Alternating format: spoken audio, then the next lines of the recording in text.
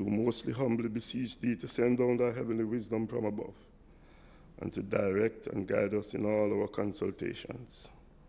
And grant that we, having thy fear always before our eyes, and laying aside all private interests, prejudices, and partial affections, the result of all our counsels may be to the glory of thy blessed name, the maintenance of true religion and justice, the safety, honor, and happiness of the Queen, the public weal, peace, and tranquility of the island, and the uniting and knitting together of the hearts of all persons and estates within the same, in true Christian love and charity, one towards another, through Jesus Christ our Lord.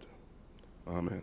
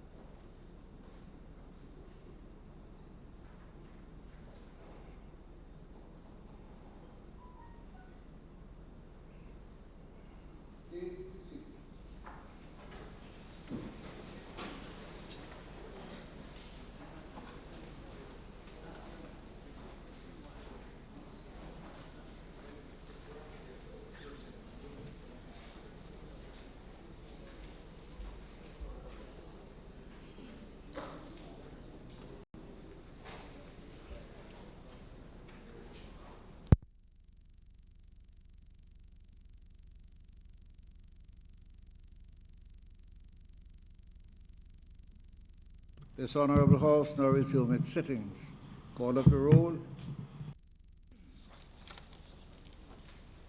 Mr. Witter, Mr. Samuda, Mr. Holness, Mr. Clark, Mr. Shaw, Dr. Chang,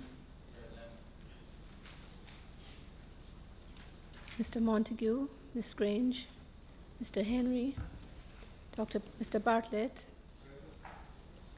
Mr. Mackenzie, Mr. Chuck, Mr. Vaz, Mr. Darrell Vaz, Mr. Warmington, Mrs. Robinson, Mr. Hutchinson, Dr. Tufton, Mrs. Williams, Mrs. Malahoo Fort, Mr. Spencer, Mr. Green, Mr. Terrelong,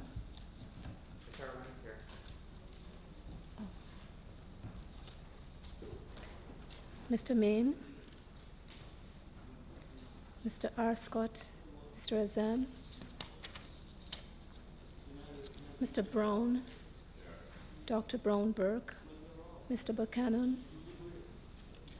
Mr. Bunting, Dr. Campbell, Mr. Leslie Campbell, Mr. Clark, Mrs. Cuthbert Flynn, Miss Daly, Mr. Daly,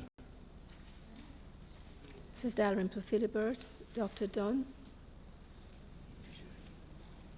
Mr. Fagan, Dr. Ferguson, Mr. Golding, Dr. Guy, Miss Hannah, Mr. Hales, Mrs. Holness, Mr. Hilton, Mr. Jackson, Mr. Kellier, Dr. McNeil, Miss Nito, Mr. Paulwell, Mr. Michael Phillips, Dr. Phillips, Mr. Pickersgill, Mr. Redmond, Mr. Robertson, Mr. Robinson, Mr. Stewart, Reverend Thwaites, Mrs. Vaz, Mr. Dwayne Vaz, Dr. Wheatley, Mr. Wright.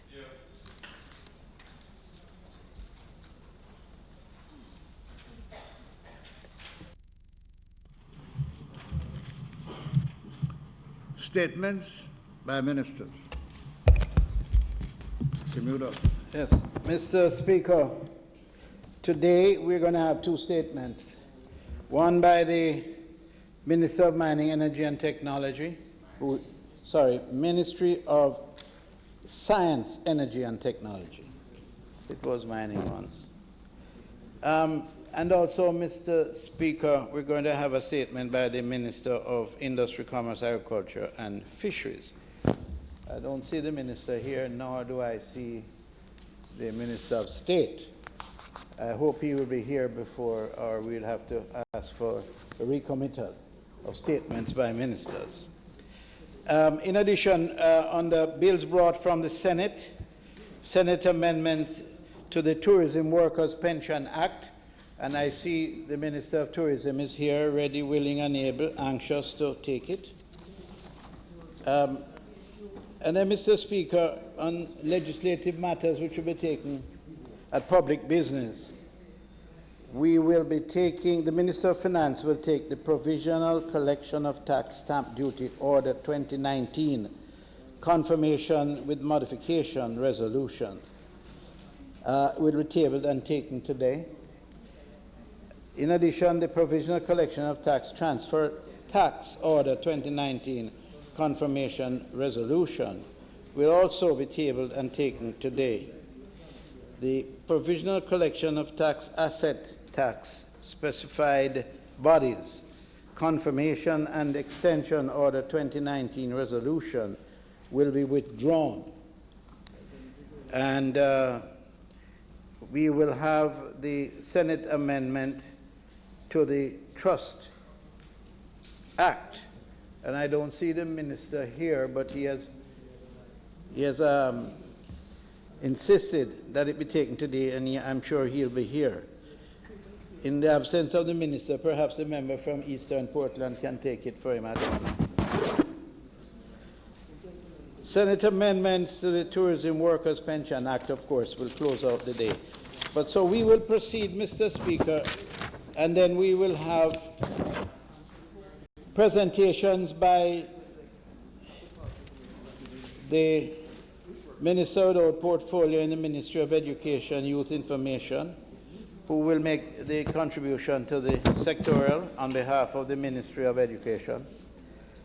Then we will have the Member of Parliament from Eastern St. Thomas, Dr. Fenton Ferguson, an opposition spokesman on agriculture. In addition, we will have the Member of Parliament for Southern St. Catherine, Mr. Fitz Jackson, who will make his contribution to the sectorial debate.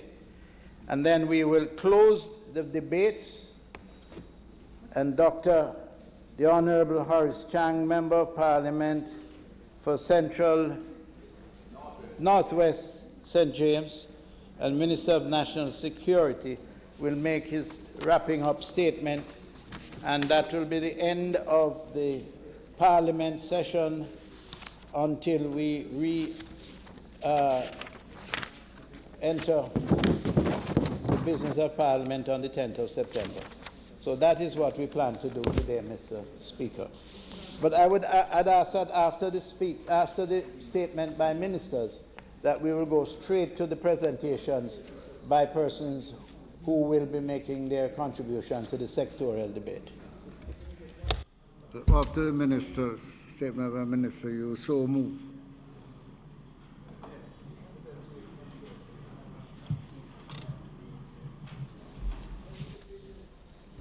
Mrs. Williams.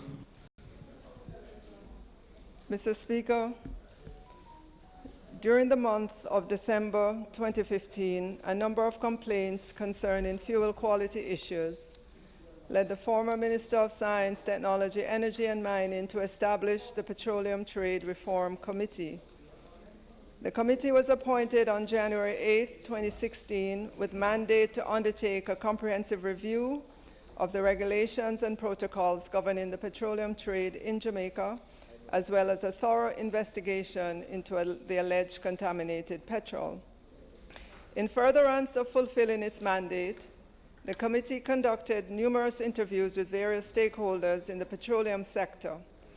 At the request of the ministry, the National Compliance Regulatory Authority carried out escalated regulatory activities with sampling of gas dispensed at several locations across the island during the committee's investigation. The Bureau of Standards of Jamaica was engaged by the committee to perform bulk fuel testing at storage facilities and to test unburned fuels from the tanks of affected motor vehicles. Additionally, the committee engaged an international fuel expert as a consultant responsible for conducting independent scientific analyses. The committee's final report, dated April 12, 2016, was submitted by way of a cabinet note dated May 5, 2016.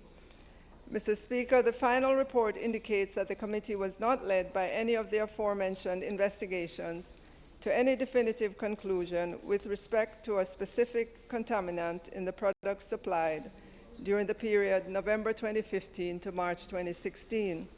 The final report offers numerous recommendations which call for legislative and non-legislative amendments to be made. The Ministry of Science, Energy and Technology, having received the final report, examined the recommendations from the committee and accepted that they would improve the petroleum industry, and so they were submitted to the Cabinet for its consideration and directives. Mr. Speaker, while awaiting the Cabinet's decision, the Bureau of Standards recommended that the specification for unwashed gum or unrefined residue on additized fuel should be a maximum of 30 milligrams per 100 milliliter. This recommendation was based on the committee's suspicion that high levels of unwashed gum or unrefined residue contributed to the petroleum issues experienced by consumers. The Minister of Energy at the time implemented this recommendation by ministerial order. Mr. Speaker, Cabinet gave certain directives in response to the recommendations of the committee, and the Ministry of Science, Energy and Technology, the Ministry of Industry, Commerce, Agriculture and Fisheries, the National Compliance and Regulatory Authority, and the Bureau of Standards Jamaica have commenced acting on these directives. The BSJ commenced the establishment of a petroleum inspectorate within the BSJ. It is to be noted that Cabinet has directed that the establishing of this new inspectorate should not involve additional resources from the budget. The committee, Mr. Speaker, also documented their view that compensation should be made to affected motorists. Recently, I signed a letter to the chairman of Petrojam supporting MICAF's recommendation that the refund of $24.5 million should be made to consumers who have been verified as having suffered material damage from contaminated petrol sold in 2015. These consumers would have submitted genuine claims with supporting documents within the specified deadline and have been waiting for almost 3 years for redress. With regards to the legislative recommendations, the Ministry has begun developing drafting instructions to implement the legislative recommendations made by the committee, which provisions will be made part of petroleum regulations. Mr. Speaker, recommendations of the Committee for Legislative Amendments that have been accepted by the Ministry of Science, Energy and Technology include the following 12 recommendations.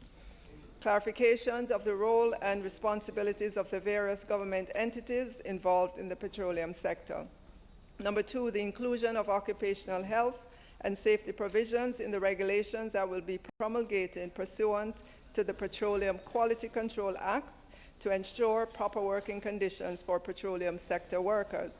3, re-establishment of a petroleum inspectorate as a department under the Ministry of Science, Energy and Technology to, among other things, regulate, oversee, and monitor the petroleum sector. 4, each shipment of petroleum imported into Jamaica will be required to be tested by the importer and verified by the Bureau of Standards to ensure compliance with Schedule 2 of the Petroleum Quality Control Regulations. 5, the tests that will be required to be done by the importer or local producer and verified by the BSJ on non-additized fuel will be revised to include additional tests. Number 6, additives will be required to be mixed with fuel in accordance with the manufacturer's specifications stated in the Petroleum Quality Control Act and regulations. 7, bulk distributors will be prohibited from additizing fuel at retail stations. 8, it will be made mandatory for customers to be given receipts upon fuel purchase. 9, all fuel dispensing nozzles will be fitted with an appropriate filter as recommended by the BSJ. 10, It will be an offense for retailers to purchase fuel from unlicensed bulk distributors or haulage contractors, and an offender will be liable to have their license revoked. 11, there will be a requirement that all suspected contaminated fuel to be quarantined by the person in possession of it immediately on discovery. And 12, a person in possession of untreatable contaminated petroleum will be required to properly dispose of the substance in accordance with the Jamaican environmental laws, and the Petroleum Inspectorate should be informed within 24 hours of such disposal. Mr. Speaker, in respect of recommendations 11 and 12, the Ministry is aware that approximately 181,000 US gallons, or roughly 4,300 barrels, of off-spec or contaminated ethanol have been isolated in 3 storage tanks at the petroleum refinery facility on Marcus Garvey Drive in Kingston. The batch of ethanol became contaminated circa 2015-2016 at the point of importation, which coincided with maintenance and flushing operations geared towards replacement of pertinent piping hoses for loading and offloading ethanol. Mr. Speaker, various disposal alternatives have been explored, and incineration has emerged as a method of choice. Based on discussions between Petrojam Ethanol Limited and the Caribbean Cement Company Limited, waste disposal by incineration forms part of their social responsibility drive. At the end of February 2019, the cement company formally indicated to the Ministry that it would provide the service of disposal of the off-spec or contaminated ethanol by incineration. Leading up to, cement company formally indicated to the Ministry that it would be able to dispose of the contaminated ethanol. The cement company conducted hand blends of the off-spec or contaminated ethanol with their bunker C fuel, thus allowing the cement company to indicate that they were ready to proceed with the engagement. Mr. Speaker, the engagement of the cement company in this context is not a transaction involving the passing of monies. In April 2019, the National Environmental and Planning Agency, NEPA, offered its no objection to the proposed method of disposal. Nevertheless, the transportation and disposal of the contaminated ethanol still required an application to be made by Petrojam Ethanol Limited to NEPA for the grant of an environmental permit. Petrojam Ethanol Limited made the necessary application. The permit to undertake the transportation and disposal was issued on July 18, 2019. Cement company confirmed in writing that by Monday, July 22nd, it would be ready to receive the first batch of ethanol for disposal. The transportation of the off-spec or contaminated ethanol to cement company commenced on Friday, July 25, 2019, using certified petroleum tanker wagons, and will continue over an 8-week period at a frequency of 3 trips per week. By letter dated July 5, 2019, the Ministry sought the assistance of the Office of the Commissioner of Police to provide security escort during the transportation process. Additionally, the opening of the tank and the loading of the truck was monitored by Customs, Tax Administration of Jamaica, Bureau of Standards, the National Regulation and Compliance Authority, Ministry of Finance and the Public Service, and the NSWMA. All the necessary approvals were sought from the various entities, including Customs and Tax Administration of Jamaica, who verified that given the non-cash nature of the transaction, there is no tax or custom duties applicable. The value of the contaminated ethanol is approximately Jamaican 45 million, not including the cost of transportation. In conclusion, Mr. Speaker, in respect of off-spec or contaminated ethanol, whether it be from the specific incidents or more generally as a possibility in the petroleum industry, the Ministry has placed and is further placing the industry and the regulator in a position to minimize recurrences and appropriately handle any unlikely recurrence. Thank you, Mr. Speaker.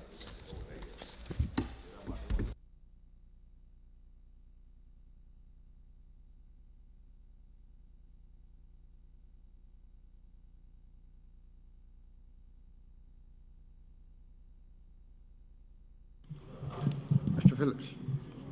Sorry. Mr. Paulwell. Thank you very much, Mr. Speaker. I thank the Minister for the update on this issue that spans administration. Well, it actually started in 2015, and we're all very concerned about the problem that motorists were faced with. Minister, just 3 points I'd like to raise and perhaps 1 or 2 questions. It was clear at the time when this matter was at its peak that there was no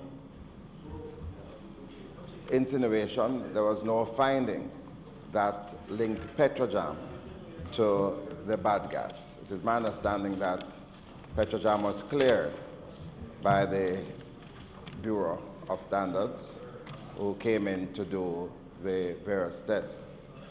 So I just want to be clear that that position has been maintained. So it therefore means that the private sector would have been an integral part of the problem that we were faced with. So by accepting full liability, and I see that it's Petrojam who will be paying, is the government in any way going to try to recover any of this amount from the private sector? Can you say, Minister, whether or not this amount of money represents, of 24.5 million, represents the total claim that was made by members of the public? And in relation to Petrojam ethanol, could you say what is the future of Petrojam ethanol, especially as the ambition was for it to provide ethanol for the commitment that was made to transition to 5% in the fuel mix. And in fact, there was an even bigger ambition to get to 10% and 15%. And whether or not there is any contemplation of Petrojam ethanol being revived to take on board this opportunity that exists. And perhaps, Minister, you could also contemplate that the raw material for Petrojam ethanol, it was contemplated that much of that could have been from our sugarcane industry. Is there any contemplation in this area so as to revive Petrojam ethanol? I have 1 more question afterwards.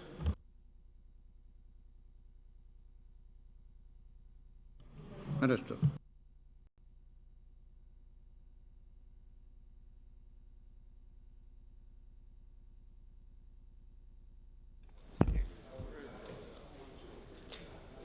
Okay, member, with regards to your question in terms of the liability issues,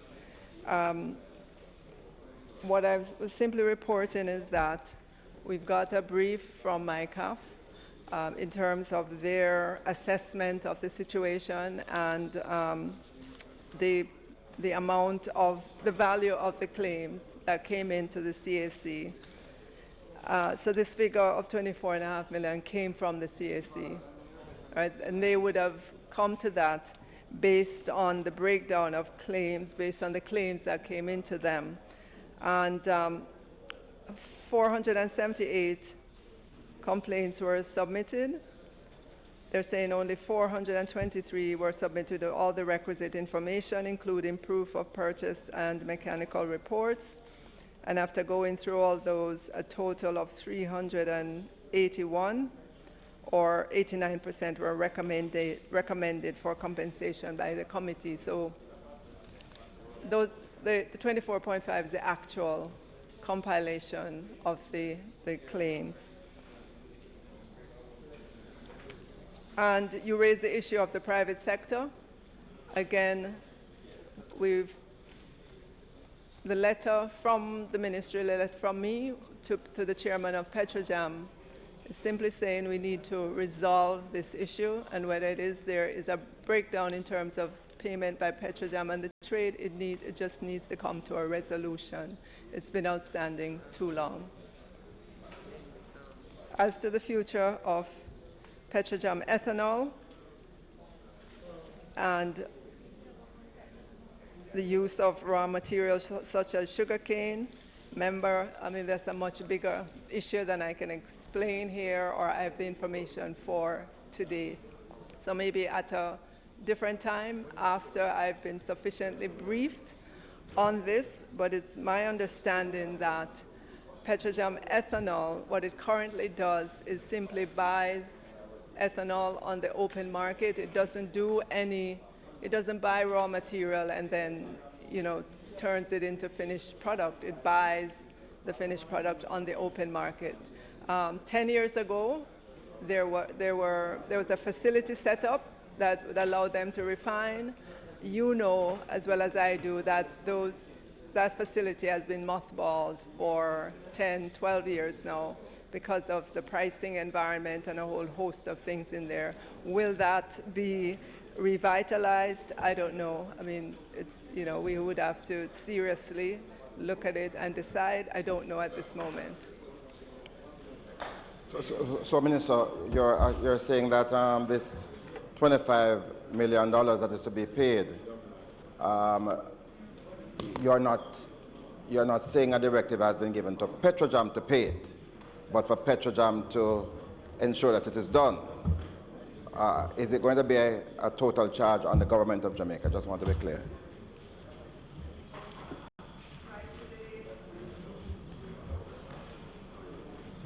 Not sure. I've seen documentation that suggests a split of 70-30.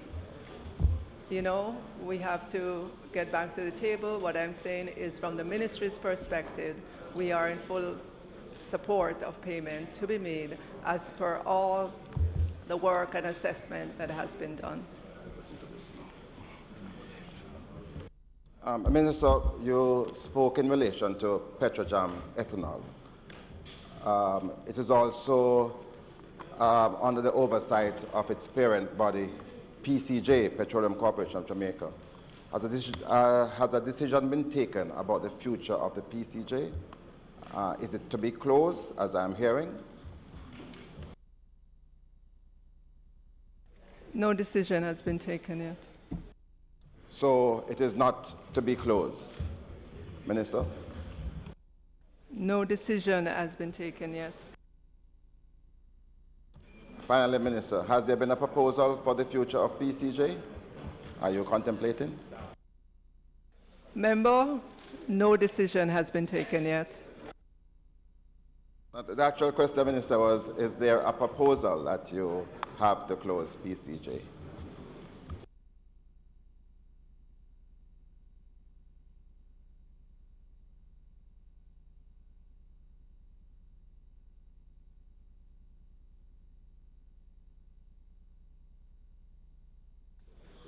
Member, you are aware, very aware, that the government of Jamaica has an ongoing rationalization plan of public bodies. It is incumbent upon the government to continually look at its public bodies to decide, their usefulness, to make decisions about whether they're taken back into the parent ministry, whether or not they are privatized, whether or not they're closed, and no entity is out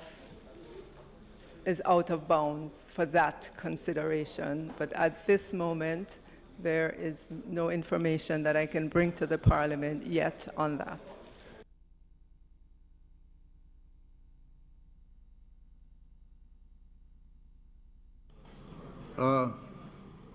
Minister, Mr. Shaw, you have a statement? Go ahead, please.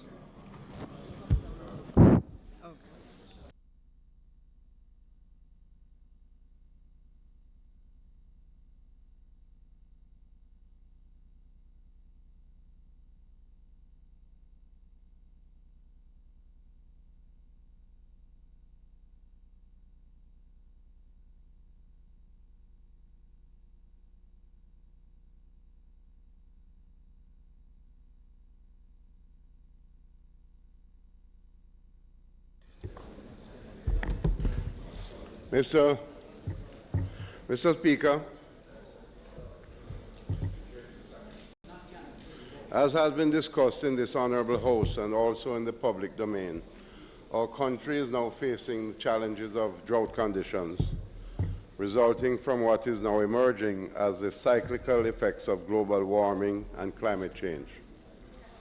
This is being experienced across the island as is impacting not only domestic water supplies, but is also affecting the agricultural sector.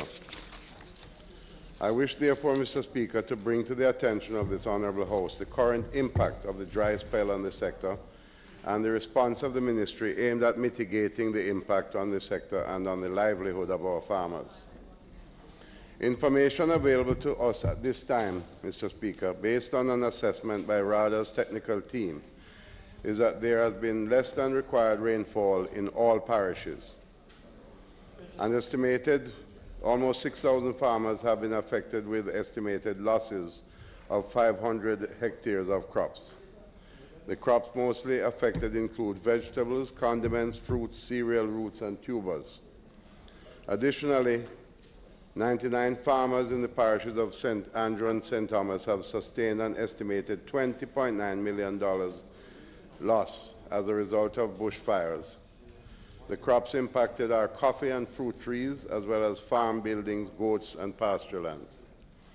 I wish to extend sympathies to our farmers and their families who have already been affected, even as others continue to prepare for what lies ahead. Let me assure our farmers that our team of officers from RADA is on the ground and the Ministry is paying the keenest attention to this situation. And let me thank the farmers for their continued commitment and resilience in light of the threat to their livelihood posed by these conditions. Mr. Speaker, as it relates to the availability and cost of produce, we can advise that currently, as is expected at this time, there is a trending increase in prices of agricultural food items to include vegetables and tubers. However, there will be no need for any large-scale importation of these items, as our valued farmers have been responding to the need for increased production, and with the assistance being provided, are expanding production in our irrigated areas. The situation at this time is dynamic, but our officers are out in the field collecting information, monitoring the situation, and providing assistance as we speak. Through RADA, the Ministry, Mr. Speaker, is spending some $15 million to assist farmers. A proper assessment is being done to determine further assistance or interventions, which we are going to have to target from our productivity incentive scheme. Under the Ministry's production incentive program, we have appropriated about $19 million being allocated to members of Parliament, and you should be getting your letters today. I've just handed them to the orderly to be distributed to you, to assist in providing inputs to farmers island-wide. MPs in the rural parishes are being allocated initially a sum of $350,000 per constituency, while MPs in urban constituencies are being allocated $250,000. Mr. Speaker, as we should be aware, the Ministry is now engaged in a number of long-term strategies to address the challenges associated with the phenomenon of climate change, even as we seek to increase agricultural production in a sustainable way. These include the build-out of the irrigation infrastructure as exemplified by the Essex Valley Agricultural Development Project, with the aim of reducing the water-related challenges being faced by over 700 farmers in that area. The improved irrigation systems on about 700 hectares of land is to include the development of a climate-resilient off-farm irrigation system consisting of 6 irrigation wells and restoration of approximately 30 kilometers of farm and community roads. Work is currently well underway on the Essex Valley project, with 4 of 6 wells already drilled, land surveying fieldwork completed, and we are confident that this project will unleash a new wave of agricultural development in that area and bolster the agricultural growth targets of the country. The irrigation development program is part of the government's overall strategy to improve agricultural infrastructure. We are also addressing small-scale irrigation needs of our farmers across the country, and indeed recently, thanks to the Jamaica Social Investment Fund and the Caribbean Development Bank, we handed over drip irrigation systems to benefit some 300 farmers in South St. Elizabeth. It is also through a grant of approximately 17.5 million British pounds from the United Kingdom Caribbean Infrastructure Fund, administered by the Caribbean Development Bank, that the Ministry will be developing and initiating the development of arable lands in St. Catherine and Clarendon under the proposed South Plains Agricultural Development Project. And finally, Mr. Speaker, in addition, I'm making formal approaches to the Food and Agriculture Organization of the United Nations, FAO, and the United Nations Green Climate Fund for assistance in identifying small portable drip irrigation systems to assist our small farmers. I'm also putting together an ambitious national fruit tree planting program that will lead to a more dynamic fruit industry for local consumption and export, as well as assistance in our reforestation efforts at this time. Mr. Speaker, I want to indicate that on my recent visit to Rome for the annual meeting of the Food and Agriculture Organization, I made a request of the outgoing Director General of the FAO for assistance with 3 critical projects. I want to just share that with you as I'm coming down. 3 critical projects. A homegrown school feeding program where we feed our children nutritious, locally grown food, including not just the fruits and vegetables, our own chicken, our own fish, locally produced tilapia fish industry, which must be revived. And that in addition to that, the National Fruit Tree Planting Program, a school feeding program, and assistance with a drip irrigation system for our small farmers that are portable, movable, can be moved around in small areas for our small farmers. The good news that I want to leave with you in this regard is that the outgoing Director General of the FAO immediately sprung into action because the school feeding program is very, very dear to his heart. And on his way out, which is the end of today, is his last day at the FAO. And 2 days ago, in fact yesterday, I greeted the gentleman that has now been elevated. The FAO has elevated their representation in Jamaica with the assignment, and the gentleman presented his credentials to me yesterday as a permanent representative of the FAO to work with us in Jamaica on these various programs. The gentleman is one Mr. Moreira, who is a former Vice Minister of Agriculture for Brazil. So he's very well outfitted and is going to be in a position, along with the incoming Director General of the FAO from China, who is the new Director General as of tomorrow, that they are committed to working with us on these critical projects. Thank you very much, Mr. Speaker.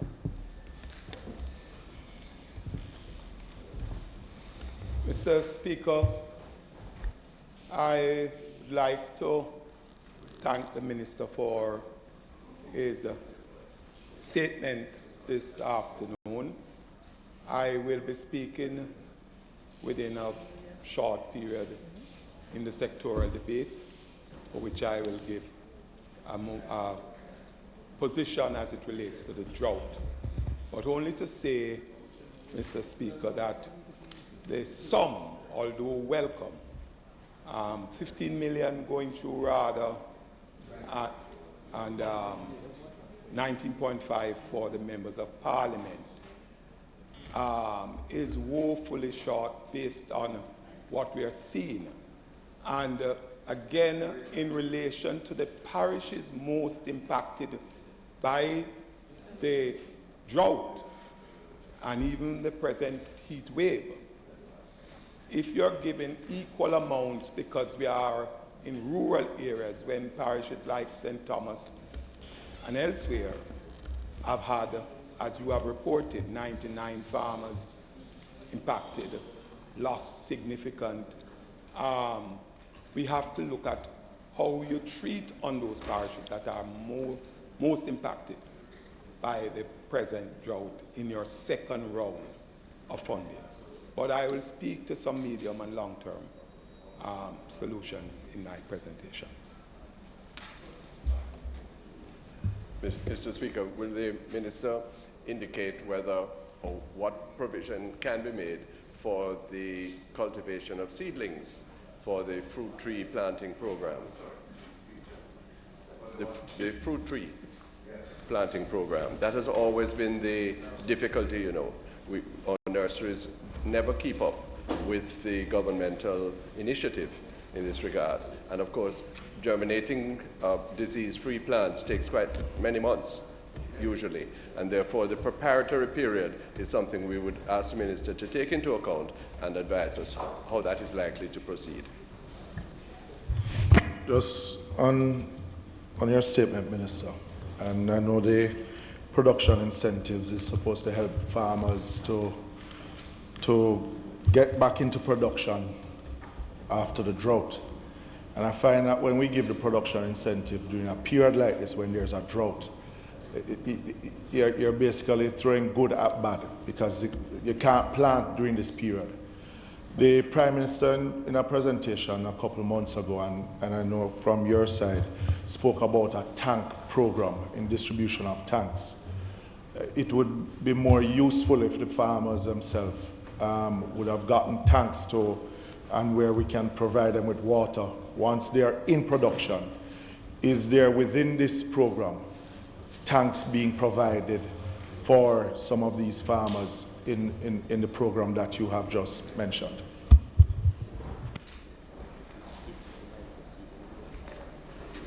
Mr. Speaker, I'd like to give the members the assurance that we are taking this drought situation very, very seriously, and that this initial allocation is by way of just an immediate, urgent response.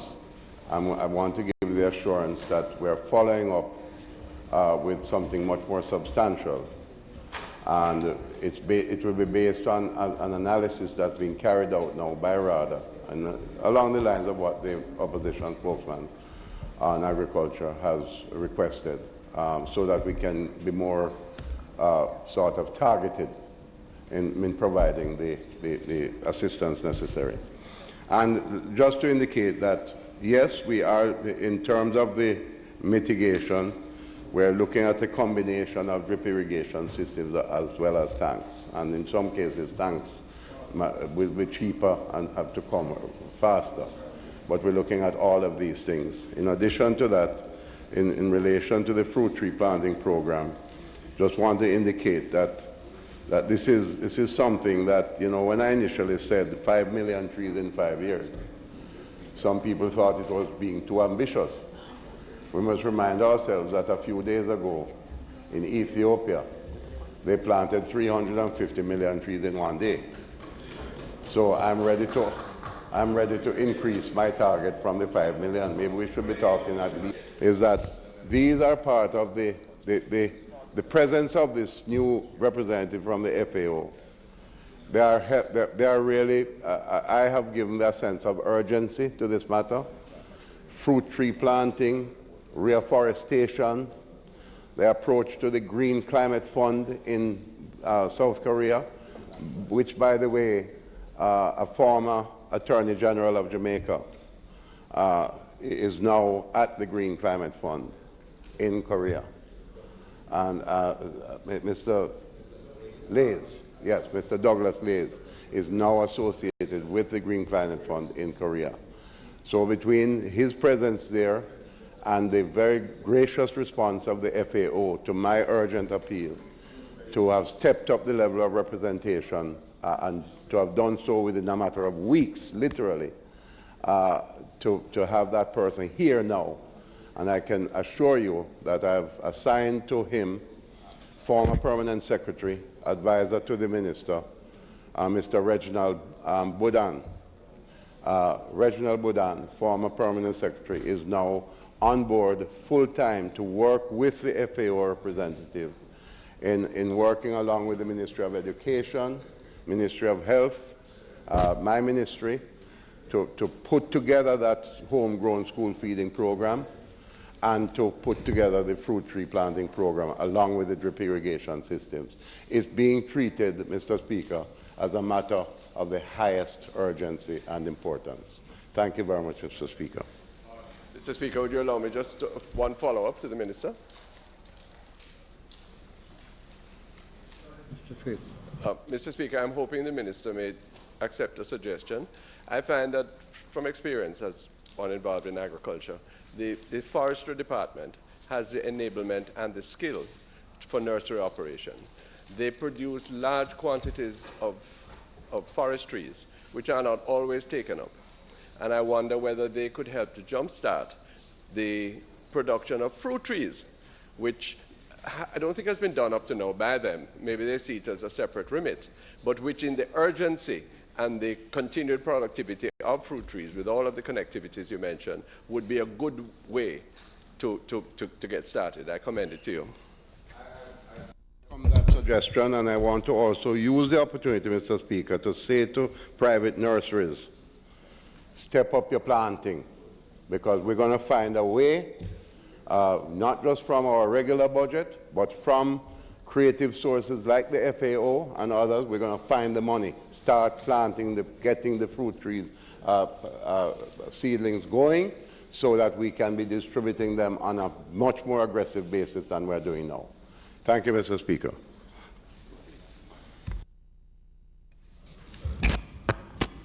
Mr. Speaker, I'm going to... Mr. Speaker, no. Mr. Speaker, I'm going to ask that you proceed straight to the presentations by designated speakers today, which is found at public business. And I'm going to ask my colleagues to forego their other matters until we are finished with that, so that the people in the audience can be relieved of having to endure what we are going to impose on them. So please, I'm going to insist that that procedure be followed.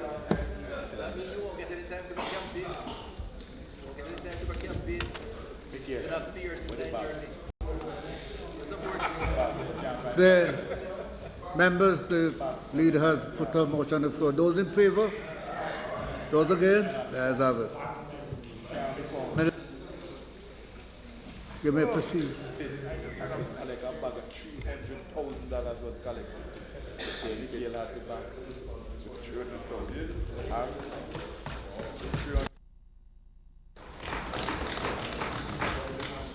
Mr. Speaker, I'm relieved actually, Mr. Speaker, because had the member from Central Kingston found it necessary to ask a couple more questions, we would have had to convene Parliament next week as well.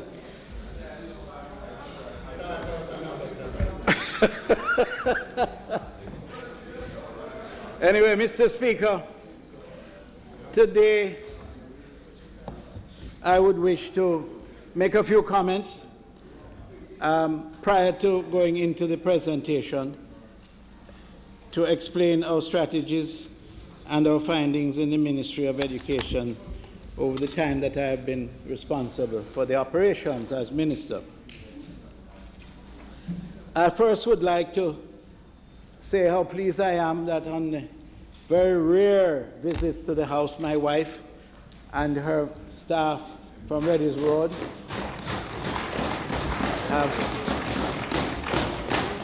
have honored us with her presence.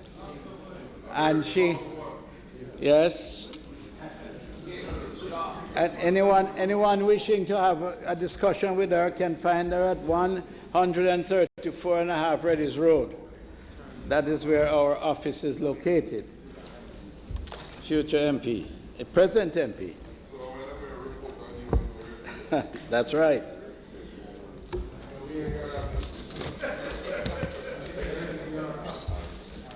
My office, unfortunately, is in this Parliament. Mr. Speaker, in addition to that, I would like to introduce members of the Ministry of Education who I have found to be of the highest quality. And it has been a real pleasure to work with. First, I'd like to introduce our Permanent Secretary, Ms. Dr. Grace McLean.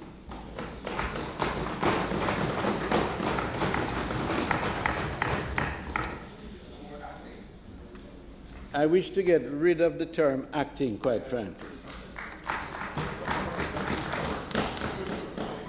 Because following right behind that, I'd like to introduce Mrs. Winnie Berry, Chief Education Officer, who is also acting.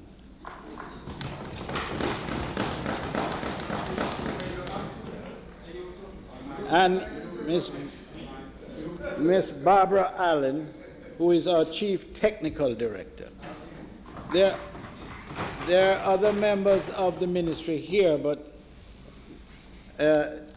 those who are seated closest to us. I am the senior acting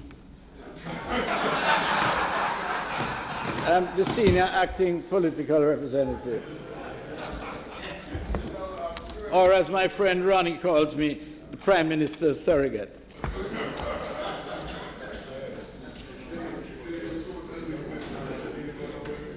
However, Mr. Speaker, I rise today to give an update on the operations of the Ministry of Education, Youth and Information, and to outline plans for moving forward in the short to medium term. As I have indicated before, I have met with the principals, vice principals, and board chairmen of all primary, secondary, and tertiary institutions in all 6 regions throughout the country. In addition, I have met with various stakeholder groups. The exercise has enabled me to gather information and to assess firsthand all factors that affect education directly. What I have concluded, Mr. Speaker, is that there is a grave imbalance in the educational system of Jamaica. My presentation today will be focused primarily on the Primary Exit Profile, PEP. I will also address the National School Needs Audit, which was undertaken, the elimination of the shift system, the supply of textbooks, changes to the school feeding program, and for the purpose of context, I wish to begin by explaining or outlining the scope and content of the Ministry of Education, Youth and Information. We have, under our stewardship, 51 infant schools, 585 primary schools, 79 primary and junior high schools, 97 all-age schools, 171 secondary schools, 18 tertiary institutions, 25,000 teachers, 583,843 students, and 12,000 administrative and ancillary staff. By all by all indications, it is clear that this ministry is among the largest organizations in the country. And I pause here to mention what I heard my good colleague and friend, Mani is my friend, the opposition spokesman on education, made reference to the fact that in education, the minister ought to have a foundation in education to be able to be the minister, to serve properly. Well, I view the Ministry of Education as in need, more than anything else, of good management. I bring no other qualifications to this table. I don't pretend to be an educator, and I recognized early that the most important thing that is going to move education forward, in addition to those who are steeped in their expertise on the management of education itself and their training. But if we don't get the financial management systems that are necessary to run the place properly, we're always going to be in trouble. So my colleague, let me hasten to say, it's not a statement that is necessarily appropriate to the situation. We have a recurrent budget of $108 billion and a capital budget of $1.25 billion. That's big business in any language. Despite this, we need more to address the problems that we face today. That is, Mr. Speaker, one of the reasons why, as he has left, I think he anticipated what was coming next. But that's why I continuously harass the Minister of Finance for more money. We need more money to finance the operations of the Ministry of Education. But I'll elaborate on that later. It's unquestionably... I speak to him continuously. Here and there. Here and there. Since I was given oversight responsibility for this ministry by the Prime Minister in March, Minister Terry Long and I, and Minister Terry Long, seated right behind me, and I have worked closely with the senior members of the administration led by our highly effective and efficient acting permanent secretary officially, and her team of very competent professionals. We have sought to identify the weaknesses within the overall structure and have already taken steps to strengthen the processes involved. We have simultaneously sought to further which have been assigned to him at the other debate session that we will be having after September. It is hard, Mr. Speaker, not to conclude that there is a grave imbalance in the educational system of Jamaica which will need tremendous and sustained effort and resources to correct. I don't want to over-exaggerate that point, but it is no question, having been exposed to it directly and have spoken to the people involved and have seen the situation from one end of the island to the other. That is my conclusion. Our major task at hand is to ensure that schools, particularly lower performing ones, have sufficient resources to provide the quality service to meet the needs of the students and teachers. We urgently need more trained teachers, better infrastructure, and a significantly improved nutritional program. At both the primary and secondary levels, our schools across the island are under-resourced and are in need of human and structural improvements and expansion. Among the greatest needs are classroom teachers, guidance counselors, caregivers, cooks, watchmen, and janitor systems, janitors, systems administrators, and computer lab technicians. Just on the human resource level alone, it is estimated that the cost to address the shortfall is approximately $6 billion. Added to this are our infrastructure and equipment, such as desktops, desktop and laptop computers, printers and copiers, which together is estimated to cost just over $13.5 billion. This makes a grand total of just under $20 billion that is required to cover the needs of the Ministry of Education.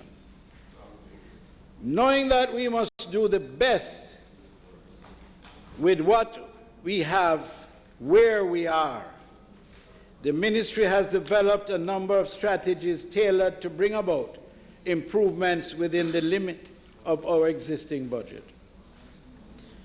In the area of infrastructure, we have taken steps to ensure that all activities in this area are strictly monitored and comply with all the regulations attendant thereto. Strict adherence to procurement guidelines have been reinforced. Except in the cases of sustainable, and it has to be sustainable, assessments of emergencies, no officer will be allowed to breach the guidelines. All projects must be consistent with the budget and procurement plan of the Ministry. No variation from this plan will be tolerated. Bi-monthly meetings to monitor all infrastructure projects have been established, complete with new reporting systems.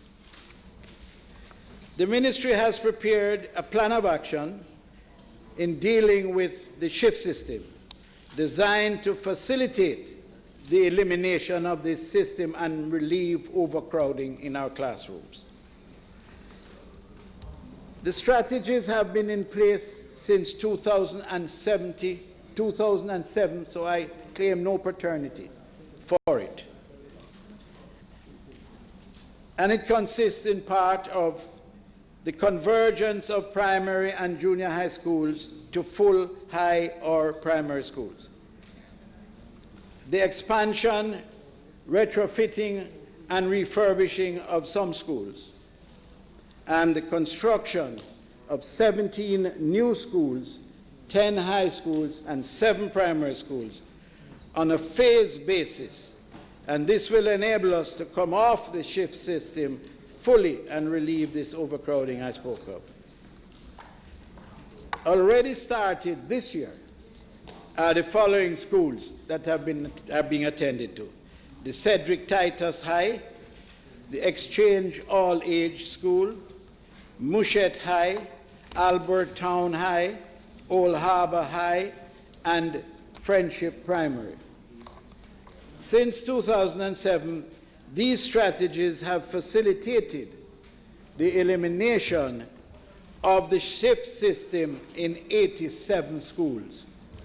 Step in the right direction. We're not quite there yet, and we will not be in a position to say that our entire school system is off shift until 2024. Of course, if we had more money, it could be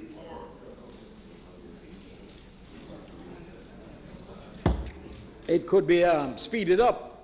But at the moment, there is no point talking about we need to get off the shift system, because we are working assiduously to do just that.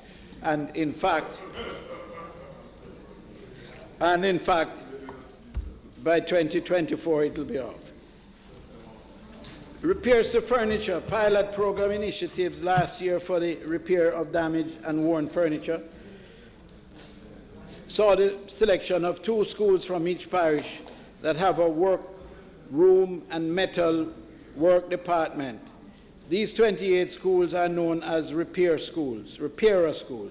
Each school is paired with a number of neighboring schools which have furnishing to be repaired and is given just over $1.5 million per year to complete the repairs. This has saved us some $9 million by doing it this way, and it is expected that this will continue.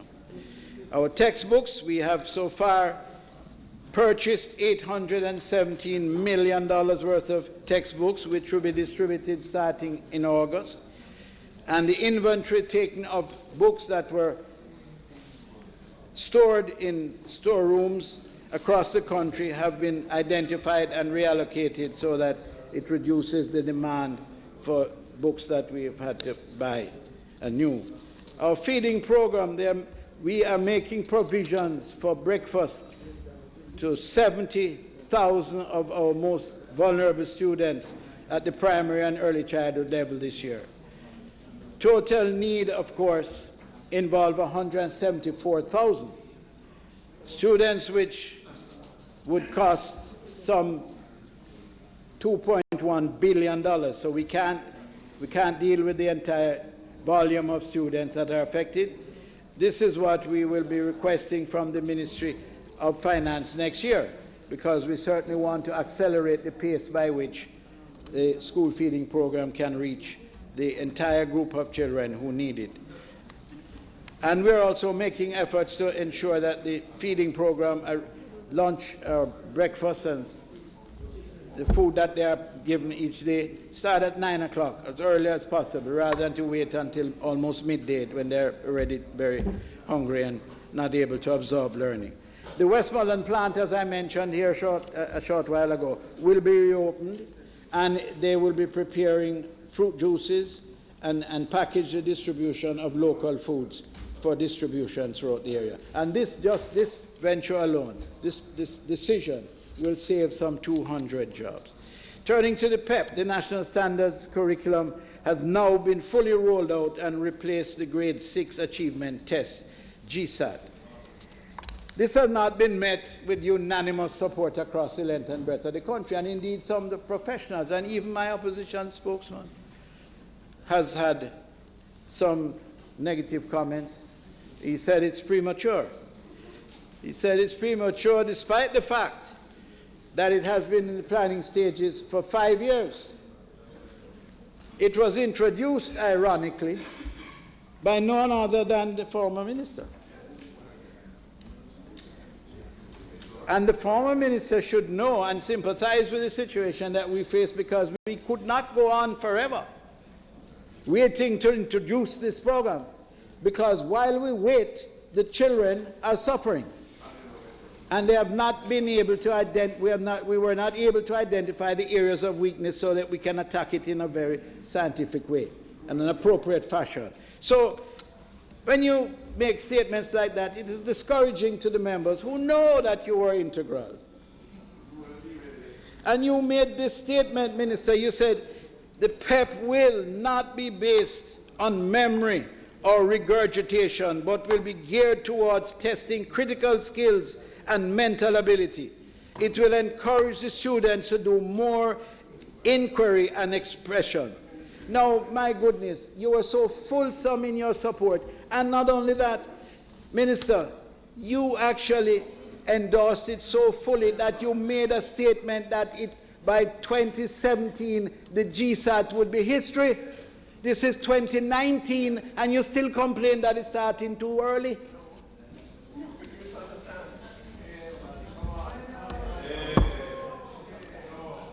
Mr. Speaker, 13,700.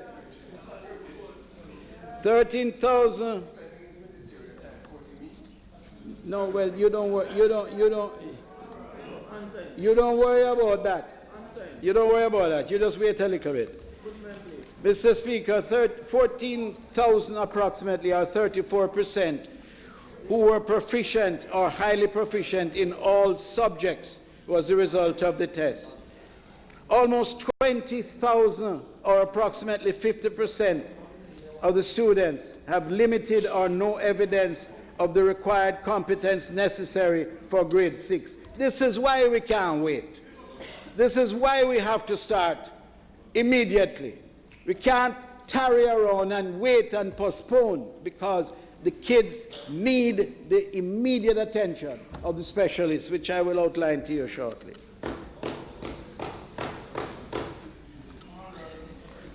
PEP provides the profile of students and their weaknesses and their talents, which then allows the specialists to determine what their specific needs are.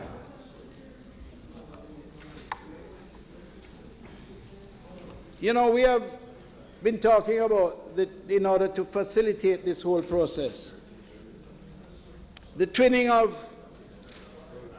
schools. And it's a scheme that would expose children from low-performing schools to high-performing schools. Because, quite frankly, Mr. Speaker, we cannot continue to pack up the low-performing students in the low-performing schools and say that we are being fair to all the students, that the system is equitable. And when we do a review of the system and we analyze what has been the results and where the students are, we find that a large number of them are packed up in schools that offer them less opportunities to get out of that situation. We need to spend more on low-performing schools and students.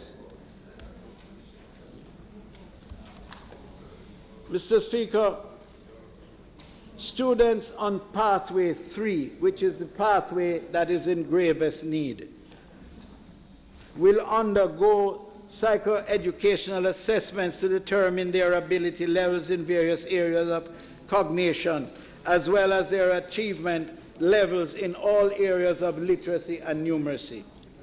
Information from this assessment will be used by the coaches to develop individual intervention plans, which will be used to guide their instruction. These coaches will collaborate with the specialist teachers in planning and developing appropriate curricula for each student. Upon entering high school, the students on pathway 2 and 3, which is the areas of greatest concern to us, are assigned to pathway coaches in literacy, mathematics, depending on what the assessment reveals. The coaches will require and provide the adequate support in the targeted areas to help students live up to their true God-given potential. Coaches will collaborate with the specialty teachers in planning and developing appropriate curricula for each student, especially in maths and English. By September, we will have close to 100 math coaches and 20 literacy specialties in the system. The detailed subject report was provided to parents and schools 3 weeks ago. It provides parents with how many tests their children got correctly on each test.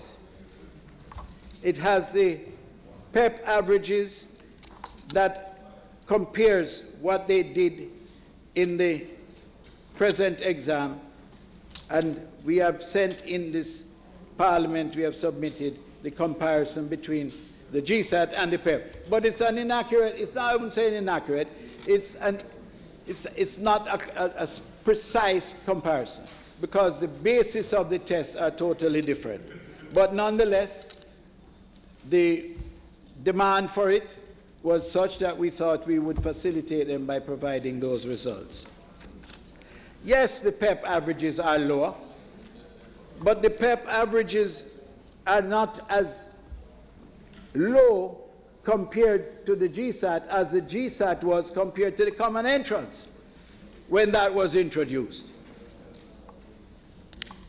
some 20 years ago. PEP represents a total shift in how we test students leaving the primary school system. It moves away from the multiple choice responses of the past tests, where students could guess the correct answers.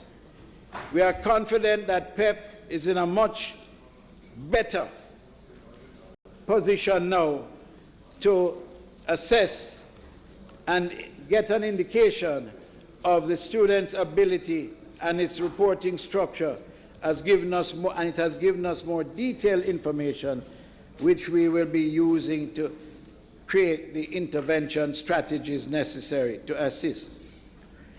The national report on the primary exit profile 2019 last week was submitted here in this House for all to see, because the ministry has nothing to hide. This suggestion that we're trying to gloss over and try to cover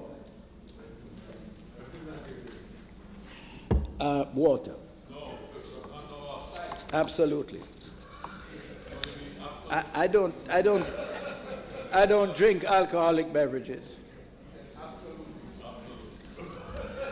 The reality is, when GSAT was first implemented 20 years ago, the national averages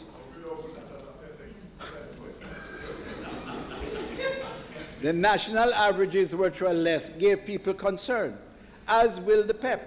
But after a while, you will find, and I'm sure next year you're going to find an improvement in that differential, and it is next year, member, that we will be able to make a true assessment and comparison within the PEP structure as to how the children are doing. Student performances in GSAT improved over time, as will the performances under the PEP, and I'm looking forward to that. Both students and teachers became overexposed to the GSAT test instrument, and over time it became a less effective indicator of the students' ability. PEP represents a total shift in how we test students leaving the primary school system. And not only that, but the PEP gives us an opportunity to enter the international community of educators, where when you go abroad and you engage in international conferences, it forms the basis of comparison with other countries, and to assess the level of education and the standards in our country. PEP requires students to demonstrate their knowledge with greater emphasis on how the child has gotten to the answer, not simply the answer. How have they been able to get to the answer? We are confident that PEP is a much better indicator of students' ability, and its reporting structure has given us more detailed information which we will be using for our intervention strategies. I want to take this opportunity to thank the members of the Ministry's Student Assessment Unit, which was responsible for the test. They worked overtime and for many hours to make sure that this introduction was a success, and indeed it has been a success. The team has worked tirelessly, and we commend them wholeheartedly for that.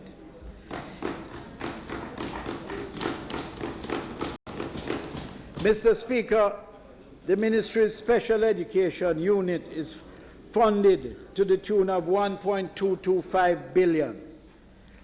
This unit makes special provisions for students who are gifted and talented and who were formerly an underserved group in our educational system.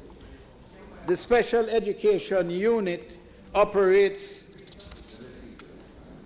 a Braille and large print program which reproduces print material for persons who are blind or visually impaired, which is an enormously important program. Large print services are also available for students who have low vision in regular schools, who have deficiencies in vision in regular schools. Students with special needs are educated in the general education setting, in public or grant-aided special education schools or in independent special educated schools. The ministry provides support to community-based organizations providing early intervention and community-based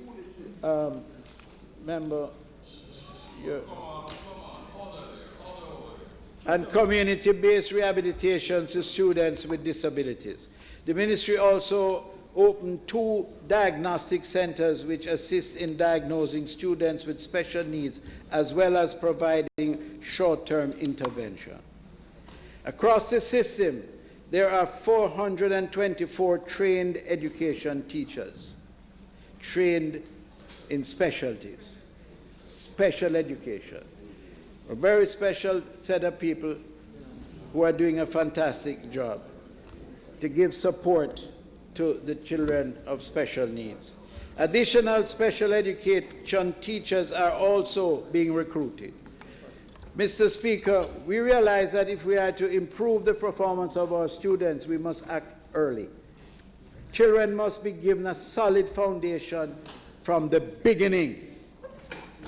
This is why every childhood education and primary education are so critical to the educational development of our schools. While strides have been made in increasing access to early childhood education, there is still a far way to go. Children must start in pre-primary so that when they get to the primary level, they can cope with the curriculum and they can keep pace with the students who they meet in primary school.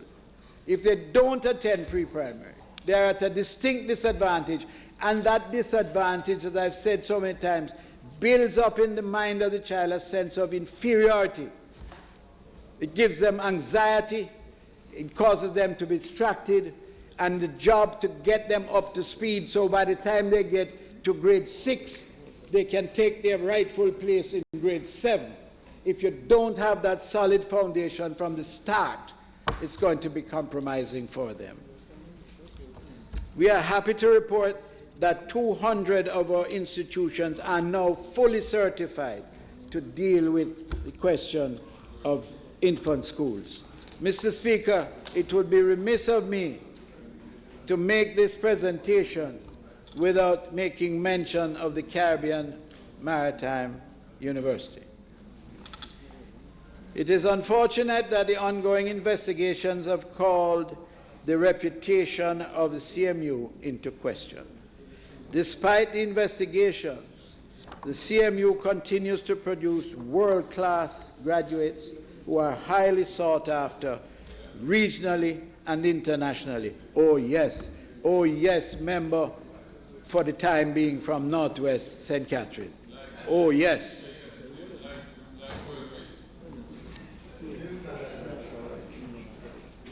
I'm talking about providing graduates from the university. I'm not aware that the former minister was a graduate from the CMU. Probably if you went to CMU, you wouldn't give so much trouble in the house.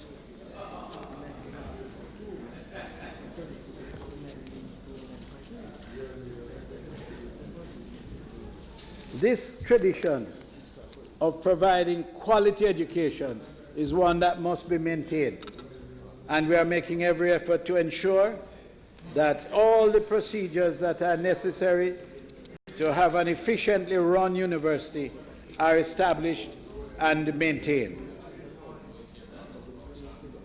Now is the time for the management of the CMU to assess its systems thoroughly, identify any areas of weaknesses, and put the necessary administrative and financial management systems in place to strengthen the university. And we must all wish them luck in establishing that and in being able to successfully implement that, because this is an important institution in Jamaica in the lives of many who attend there and who will be attending there in the future.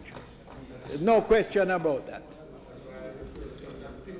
And I'm very glad to see that my opposition spokesman on education is applauding the sentiments expressed. And we must all work together and support the idea that I always, when I speak, I say, identify the weaknesses and make every effort to strengthen it. Not to identify the weaknesses and push them further down into degradation.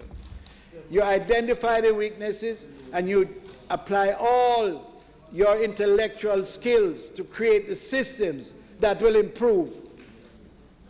And where there are strengths, you apply the necessary and appropriate financial resources to make them get even stronger.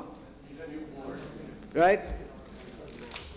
Because we are not going to in any way compromise the future of our students to satisfy any particular area of favoritism or any other consideration that may be inimical to the interests of the institution.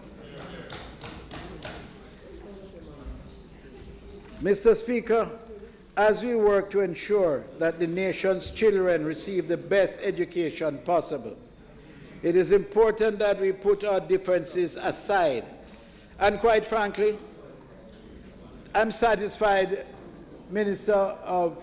former Minister of Education. I'm satisfied. You and I go back far. And we are the strengthening of a relationship that can bring good for all students in the country. And that is what we must strive to achieve. Don't be encouraged, former minister. Don't be encouraged to try to allow people to get you on board, to criticize anything that is in the Ministry of Education, that they are not fully seized of all the facts. If there are problems of understanding, just give me a call. My door is always open, because in education, we cannot allow politics to deal with anything that is going to damage the forward movement of that sector. That's right. No aspect that will damage the growth of education in Jamaica must at all be tolerated. The education of our children is far too important.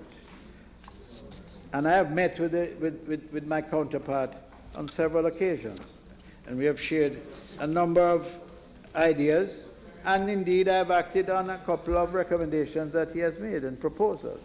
So there's nothing wrong with that. That's the way Jamaica has to go in the future.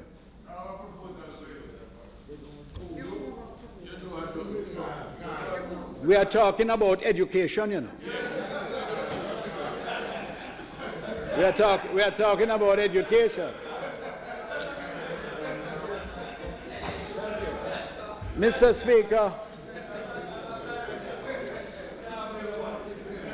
Speaker, we hold quarterly meetings with the Ecumenical Church Group, school principals, and board chairmen at all levels of the system, as well as routine meetings with other stakeholder groups. I have made it clear from the outset that I have not come to the ministry to be contentious. I come to the ministry to work with every group that represents the interests of education. Every group. I don't always agree, but I'm always willing to sit and seek the answers to the differences that we have. Finally, Mr. Speaker, I wish to commend the public officers working at the ministry and its agencies. This has been an incredibly difficult time for them, and I sympathize with them. I look into their faces every day, and in my own way I try to impart a little bit of cheerfulness and encouragement. But it has been a very trying time for them, and there's no question about that. I have found them to be a totally committed group, and they are committed most of all to the cause of education on behalf of the children of Jamaica. I am prepared to continue with my efforts for as long as it may please the Prime Minister. I am prepared to willingly and supportingly work in the Ministry of Education as his surrogate, because in doing that, I am sure that my contribution will redound to the benefit of the most important asset we have in the country, our children. Thank you, Mr. Speaker.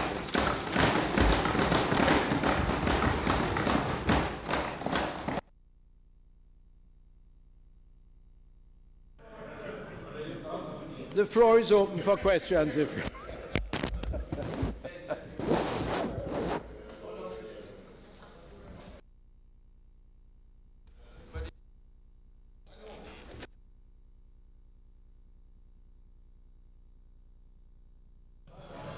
Dr. Ferguson.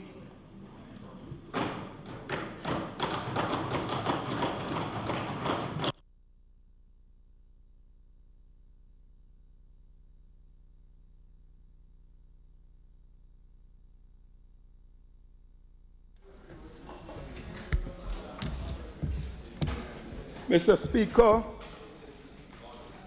colleague parliamentarians on both sides of this honorable House, visitors in the gallery and in cyberspace, it is indeed a pleasure for me to be speaking for the 27th consecutive time in these sectoral debates.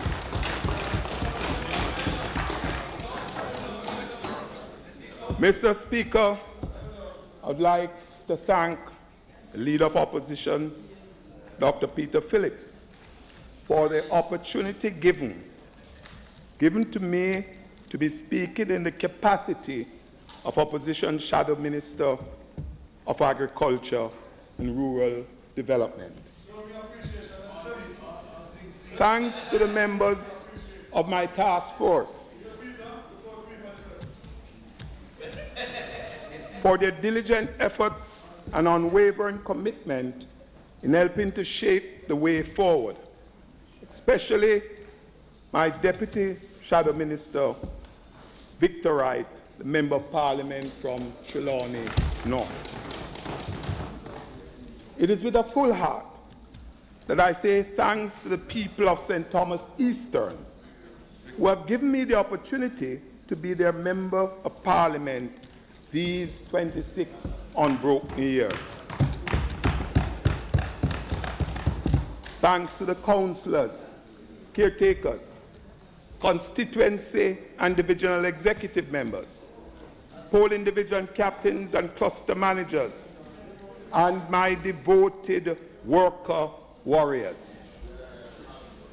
Mr. Speaker, thanks also to my staff in the Office of the Member of Parliament, my driver, and my security. Mr. Speaker, special thanks to my family, especially Blossom, my spouse, who is in the gallery, and the Friends of Eastern St. Thomas, New York chapter, for their support and advice for the last 27 years. 2. Mr. Speaker, I will not say much on constituency matters, as we will be privileged to speak again on constituency affairs. But I must say that we look forward to the startup of the Southern Coastal Highway Improvement Project and the Morant Bay Urban Center, where the Prime Minister led a groundbreaking ceremony almost a month ago. Mr. Speaker, of great concern to me and the people of St. Thomas and St. Thomas Eastern in particular is the closure of the Golden Grove Sugar Factory over 2 weeks ago, which will create great hardships for the factory workers, the cane farmers, cane cutters, businesses, and schools. Already, there is unrest, even as a separate group would have met with some of the critical stakeholders.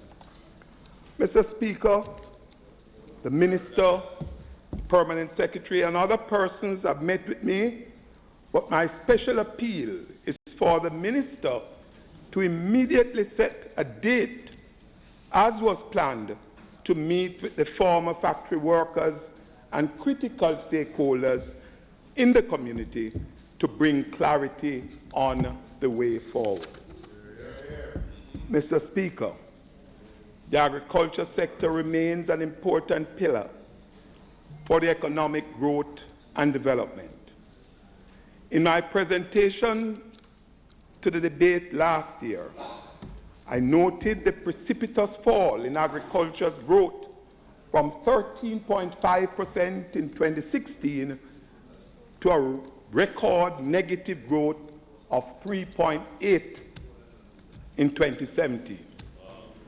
Mr. Speaker, it was heartwarming to hear the Minister report a positive growth in this important sector of 4.2% for the last financial year. Although the Minister was buoyed by this growth, it must be noted that it was not tethered to the policies of the government, but a bounty of luck in the absence of any major natural disaster. Mr. Speaker, the Minister spoke to investment, but in a broad sense and not directly related to agriculture. The farmers of our country are still suffering. It begs the question, where is the investment in agriculture? Mr. Speaker, a new deal is needed in agriculture now. Mr. Speaker, the coffee farmers, an important part of the agriculture sector, are still hurting. The trajectory of decline in coffee exports and prices continue with no upturn on the horizon.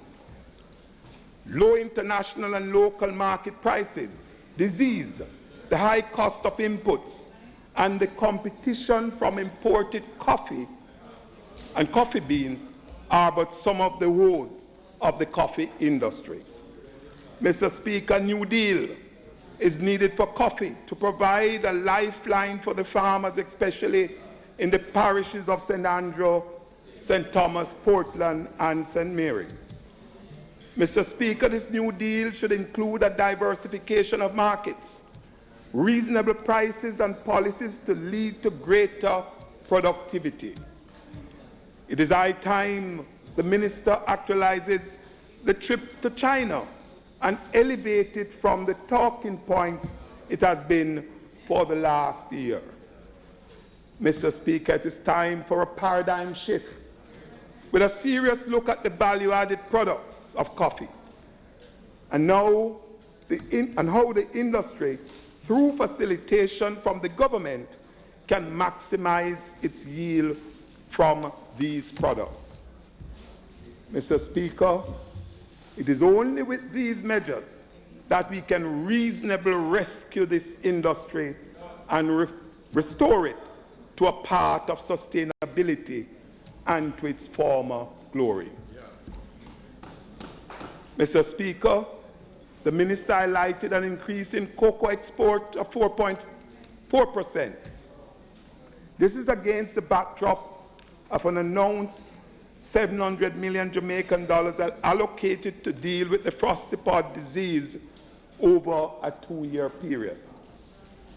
Mr. Speaker, I must ask the Minister the question, if that growth is equivalent to the spend. For sure, $2 million Jamaican dollars out of that $700 million announced was put in the budget last financial year. How was that money spent? What are the parishes that have seen the value of the spend? We are yet to know. Mr. Speaker, all we are aware of to date, 2 contractors have been engaged to do pruning and stripping on 2,000 2,000 acres in St. Mary. And I'm sure the Member of Parliament from Central St. Mary can vouch.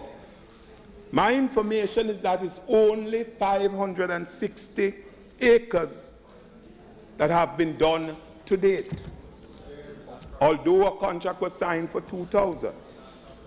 The absence of expertise by these said contractors have led to them pruning 90% of the trees, effectively destroying them and leaving the farmers without their livelihood.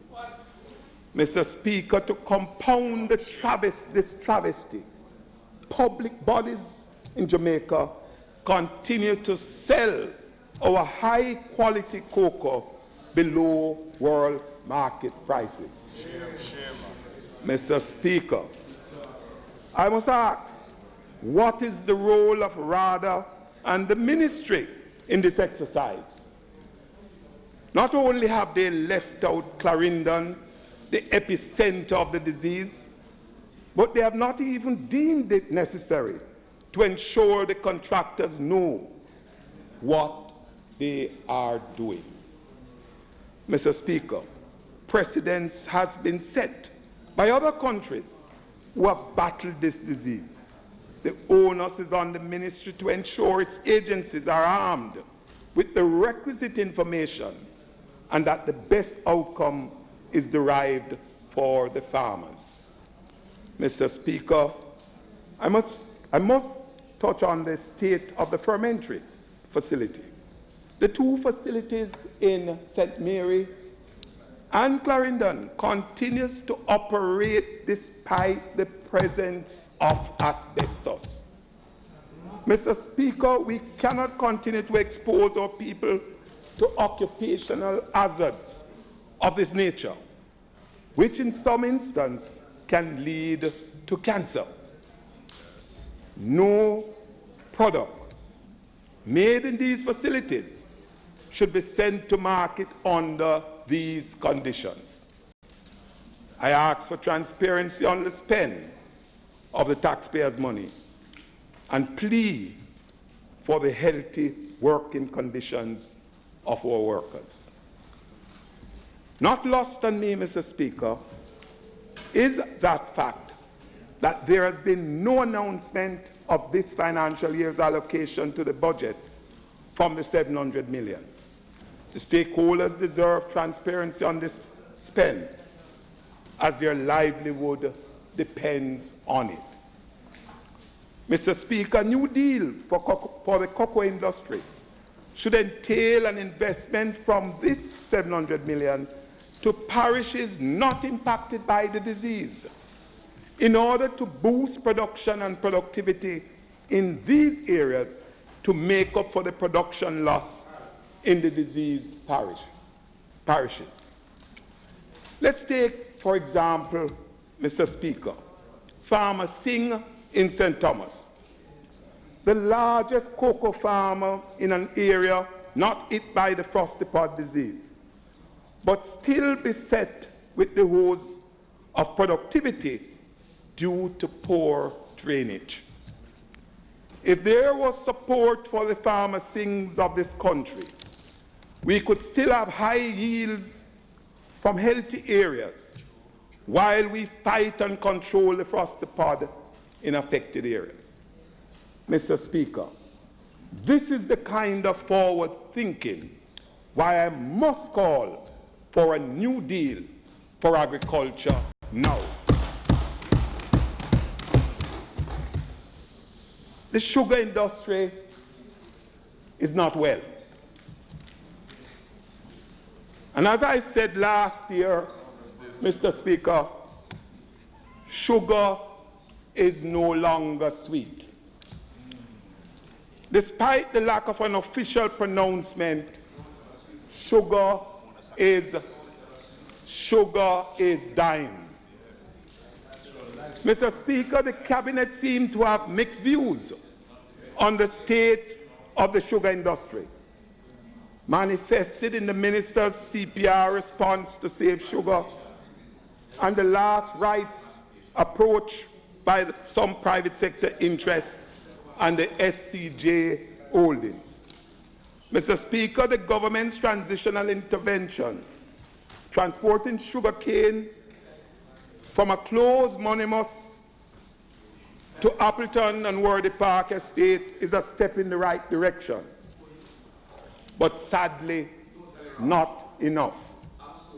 While promised payment has begun, the void to be filled by promise for hard training, radar assistance, and equitable land distribution is yet to be filled, and have left former workers restive.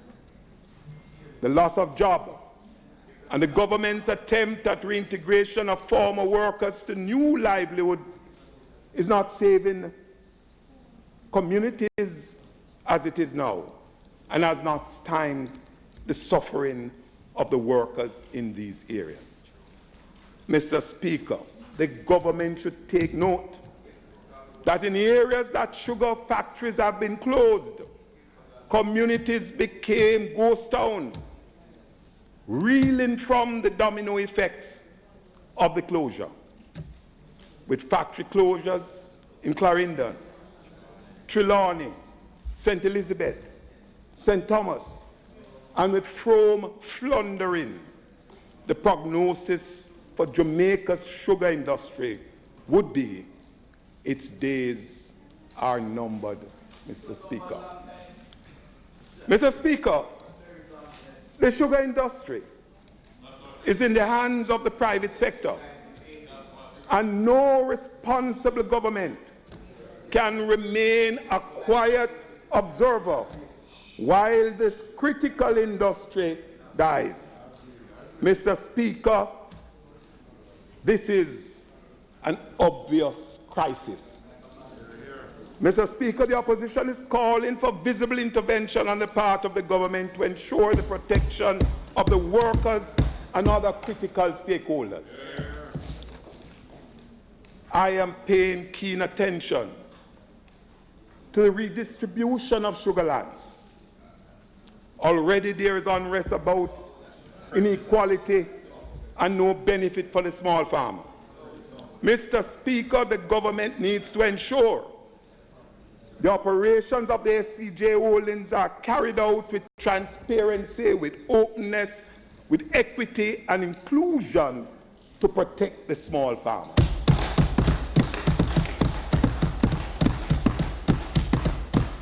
Mr. Speaker, a new deal for agriculture will not deprive the small farmers who have fed this nation for generations.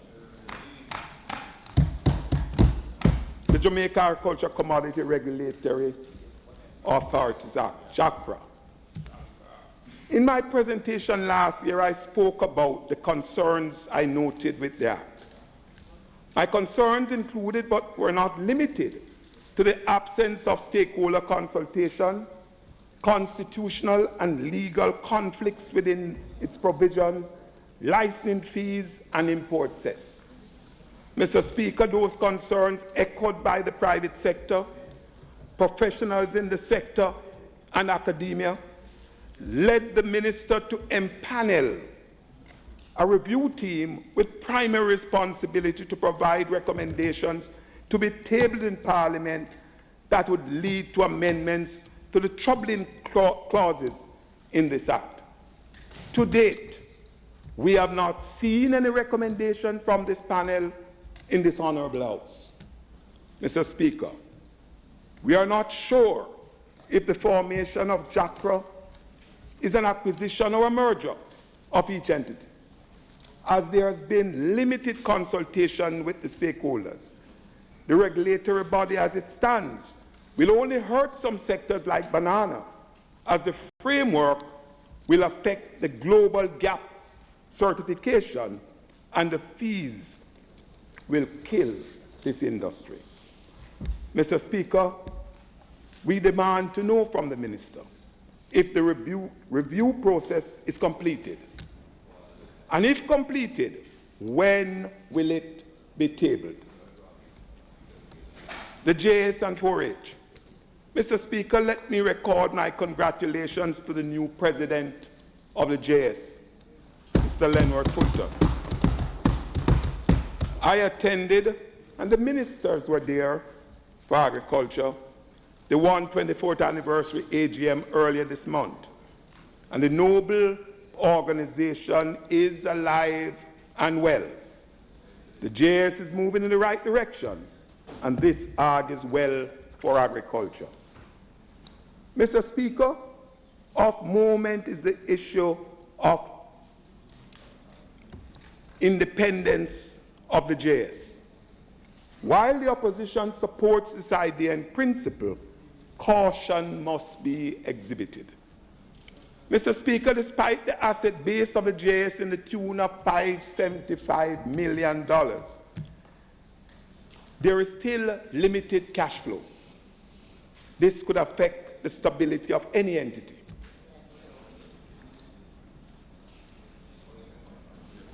My team and the opposition is proposing, Mr. Speaker, a transitional period. A transitional period should allow the JS to get its house in order over the next 3 to 5 years to ensure once independent, the entity can be around for the next 124 years.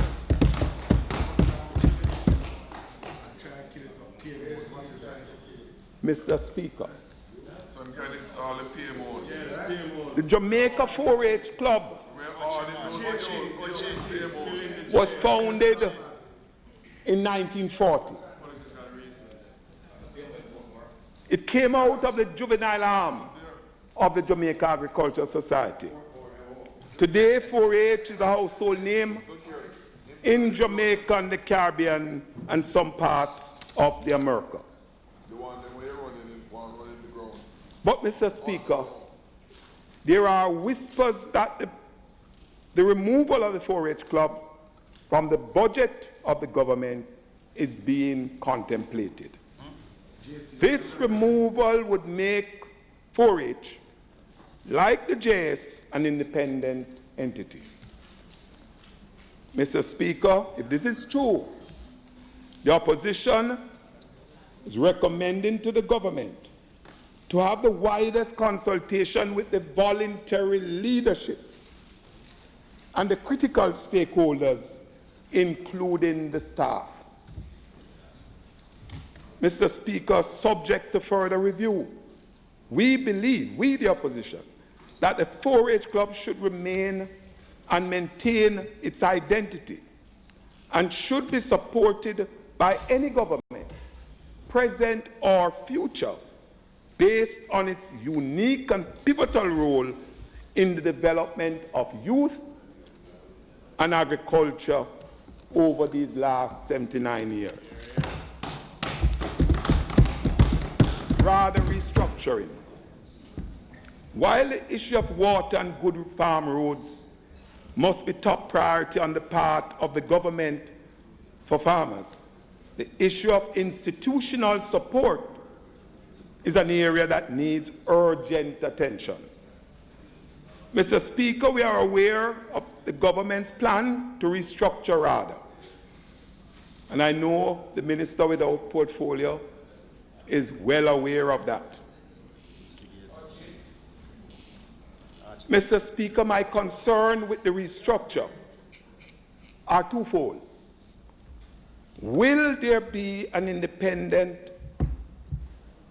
or independent consultants to lead this process? Secondly, will there be wide consultation with critical stakeholders, including the RADA staff? Mr. Speaker, these are questions posed by the opposition for which we expect answers. Food security. Mr. Speaker, we continue to eat, and even more so, we are eating straight from the containers. Almost 60% of the food we consume in Jamaica is imported. The Statistical Institute of Jamaica, Statin, first quarter, January to March 2019 bulletin, on the international merchandise trade has worryingly revealed that agriculture imports have risen. This rise in volume of 13.8% when compared to January to March 2018. And it is continuing in the same trend.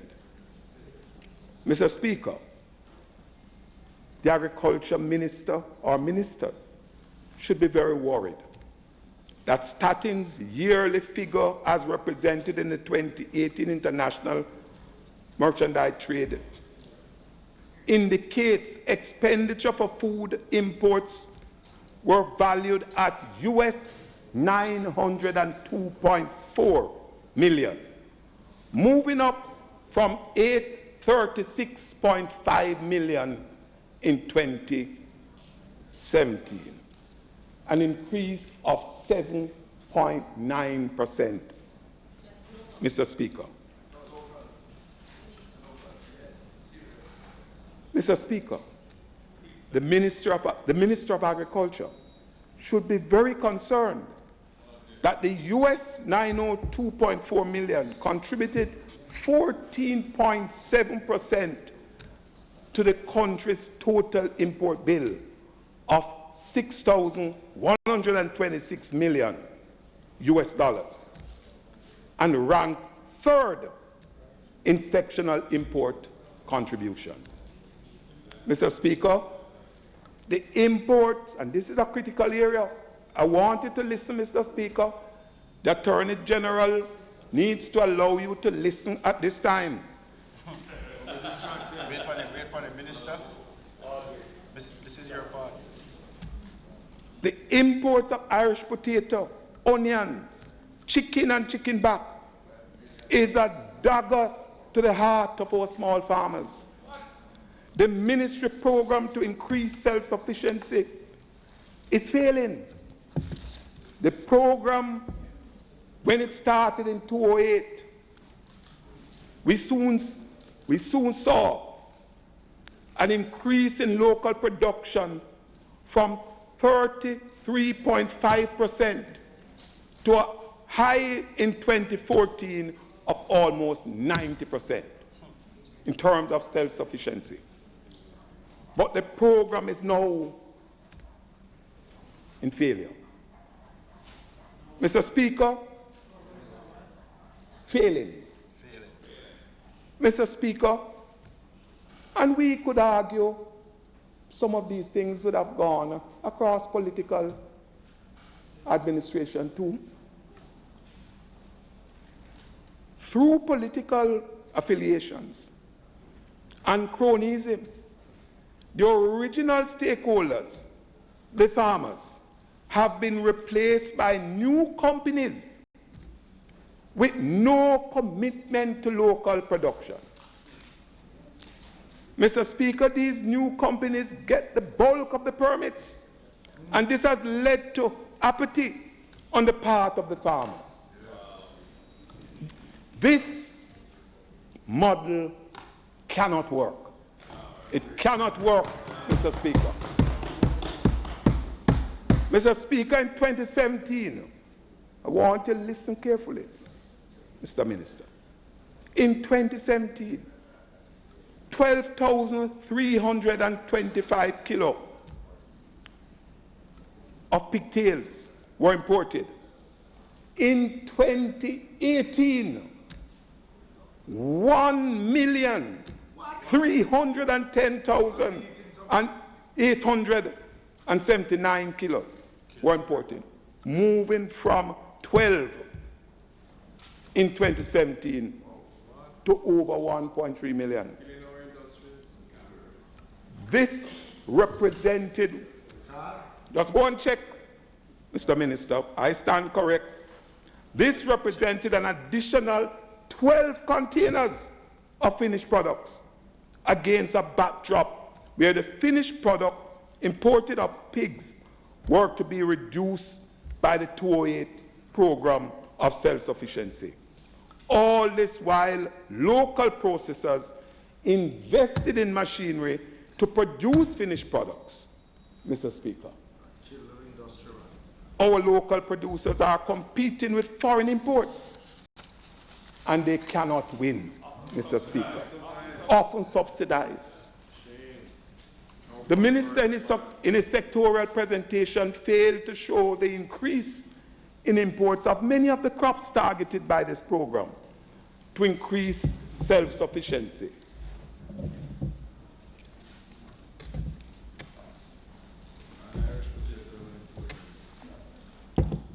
Sweet corn, carrot, ginger, hot pepper, and onion importation have all gone up by over 70%. 70%. Mr. Speaker, these halves, and I'm going back to a famous quotation, these halves continue to accumulate wealth with no concern for agriculture, while the have-nots farmers continue to suffer. Not suffer, deeper in poverty. Can't be fair, Mr. Minister.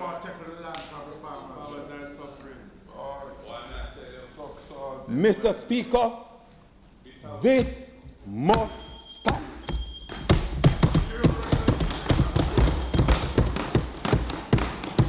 We need to restore equity to the plan. Members, time for speaking as a spare House Leader. Mr. Speaker, I ask that the House gives sufficient time for the member to complete his presentation. Those in favor? Yes. Those against? Ayes have it. Dr. Ferguson. I am extremely happy to my colleagues to have had the opportunity to finish this presentation without having to race through it. I am eternally grateful to the leader of government business. We need to restore equity to the plan of self-sufficiency and improve our food security. Mr. Speaker, as the food import bill continues to move upward and the rate at the end of the first quarter of this year, it is projected to reach over $1 billion. $1 billion, continuing at the same trend. $1 billion.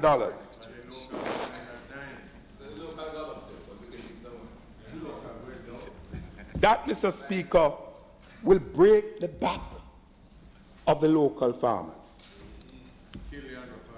Accessibility to credit for farmers. Mr. Speaker, in my last presentation, I spoke about a bond for the benefit of small and medium-sized farmers. The bond was predicated on the small and medium-sized farmers being treated as MSMEs and accorded the privilege of business. The minister heard, but has limited his approach to the formation of an agriculture fund. This idea, Mr. Speaker, we support in principle, while we await technical and financial analysis on how the proposed fund would work. So we support it in principle. Mr. Speaker, the government, as a matter of urgency, needs to review the People's Cooperative Banks immediately. Mr. Minister, the PC banks, immediate call for a review of the PC banks. For too long, the farmers have not benefited from the Farmers' Bank in a fulsome way due to their policies, the PC bank policies. By the time the funds allocated reach the PC banks, the rate of interest makes it unattractive to the farmer, inclusive of the monies from the Development Bank of Jamaica. Management is needed in these entities to support a sustainable, easily accessible and reliable source of funds for agriculture at interest rate, Mr. Speaker, for these loans between 3 and 5%.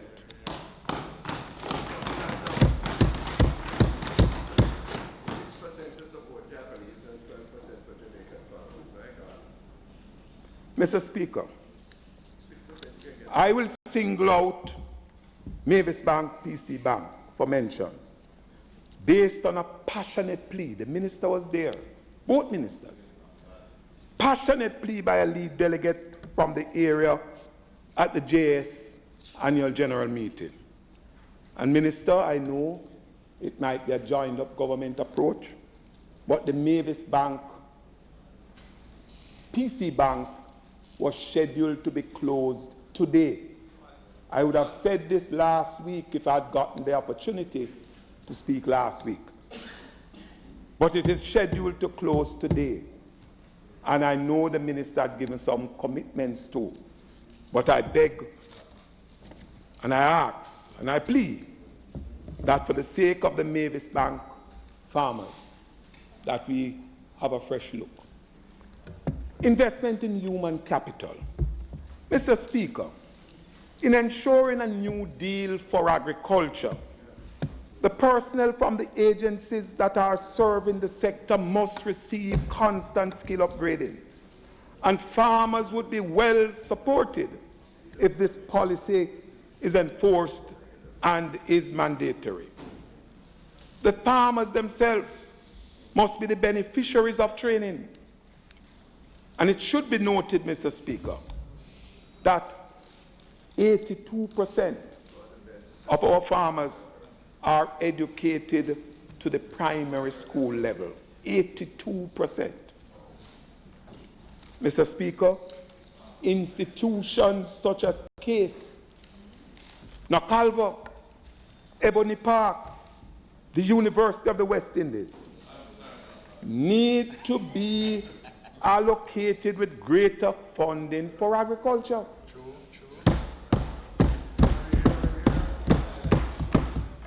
The graduates from these institutions that have pursued agriculture should be incentivized with land, with access to capital, and with access to markets. Many of these graduates now, Mr. Speaker, many of these graduates end up in banks and doing all other kinds of work after having had significant support from government in pursuing agriculture careers.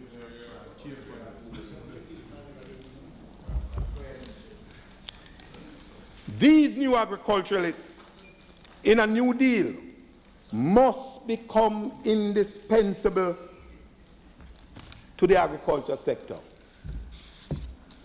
Farmers must not be seen as menial workers anymore, but empowered to know the crops to plant, when to plant, and how to maximize yield.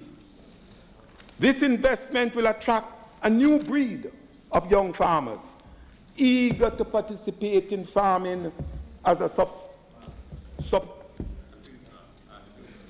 substantial and sustainable source of income. Research and development.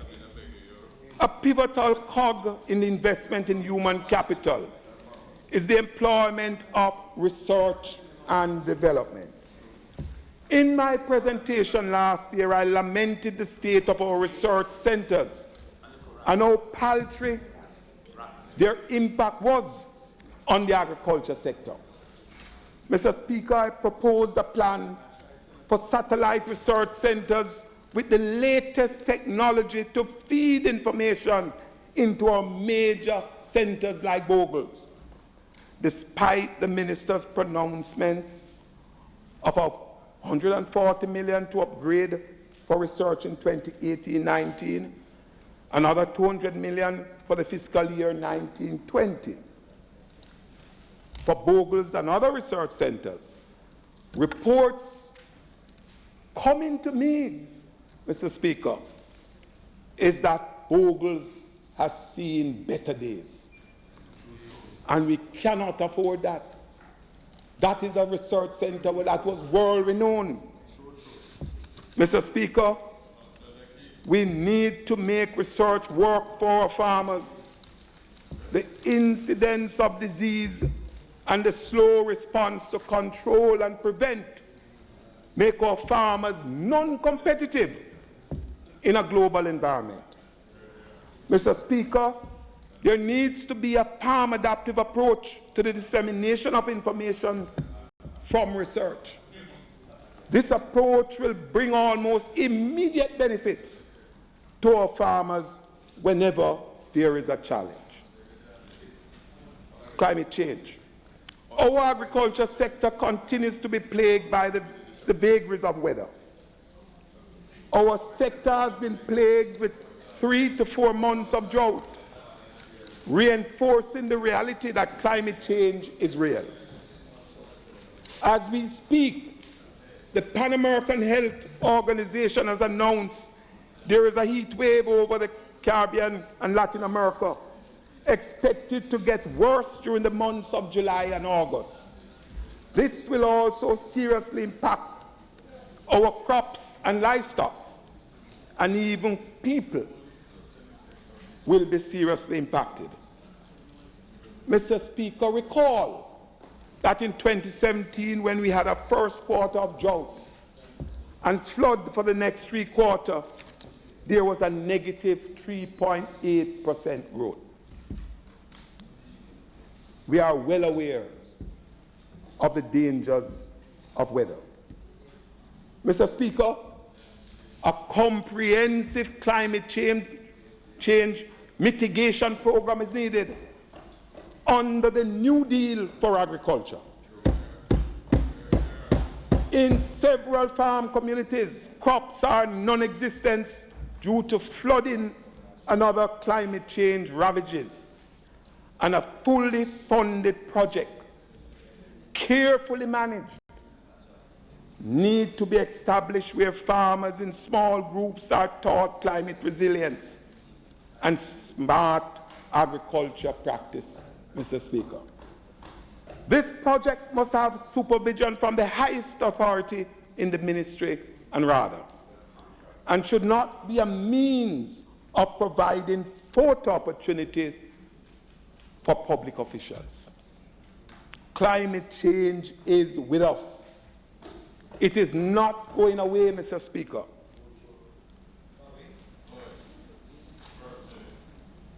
And I am saying that we must equip our farmers to effectively deal with this ever-present challenge.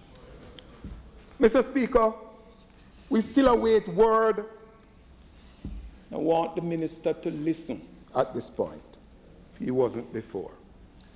That 3 million tree planting that you announced, it was 5? All right, even more relevant. 5 million to be planted during the debate last year. The country is not losing sight of the importance of climate change. And therefore, Minister, I don't finish yet. We would like to know how many trees have been planted and where. 5 million. I was saying it was 3, but now I'm hearing it's 5. I believe it might have been an off-the-cuff announcement. Ochi looked like he never even knew about it before.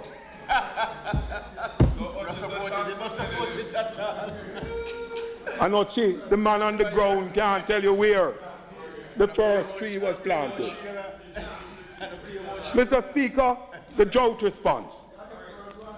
Following on the heels of the Prime Minister's presentation in Parliament on the current drought, the minister without portfolio in his presentation last week announced as a response to the prolonged drought, 15 million directly to RADA and 19.5 million under the production incentive program to members of parliament.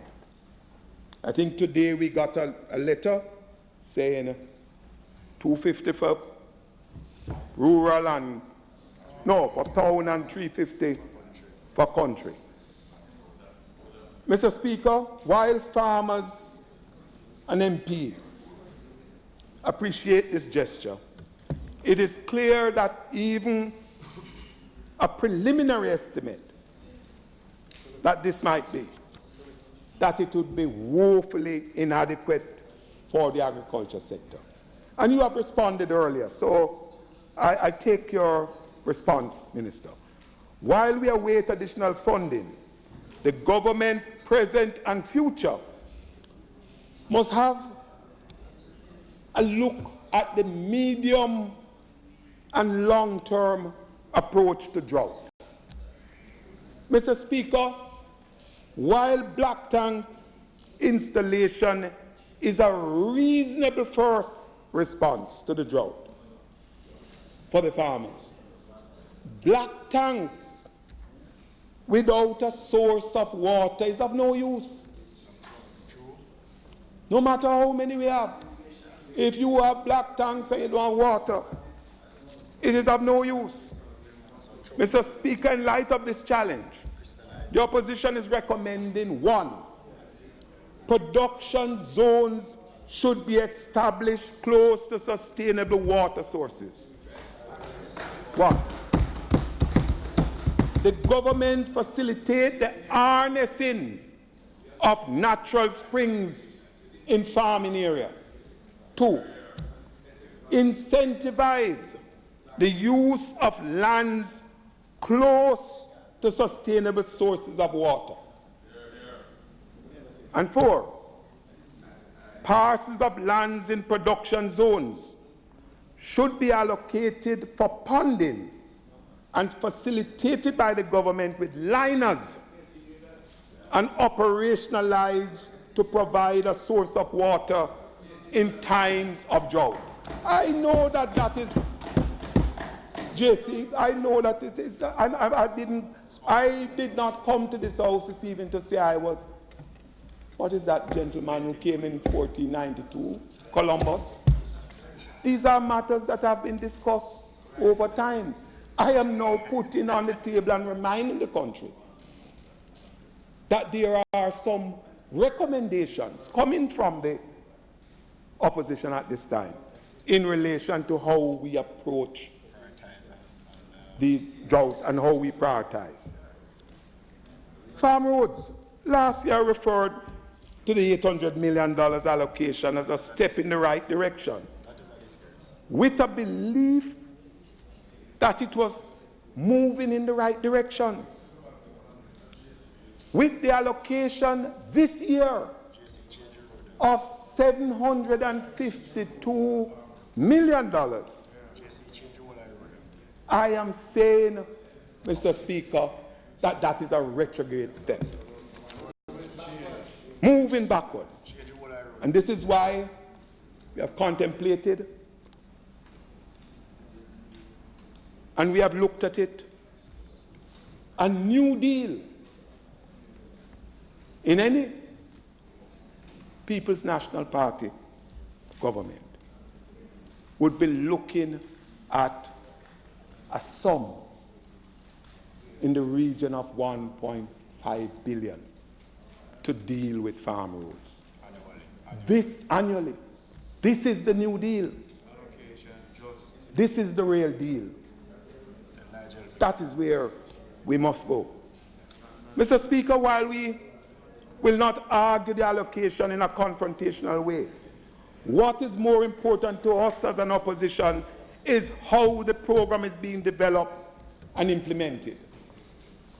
Mr. Speaker, many members of the opposition benches have expressed concern as it relates to equity, fairness, transparency in the selection of farmers for rehabilitation, and how the constituencies were chosen. Mr. Speaker, while there is appreciation for the recent pronouncement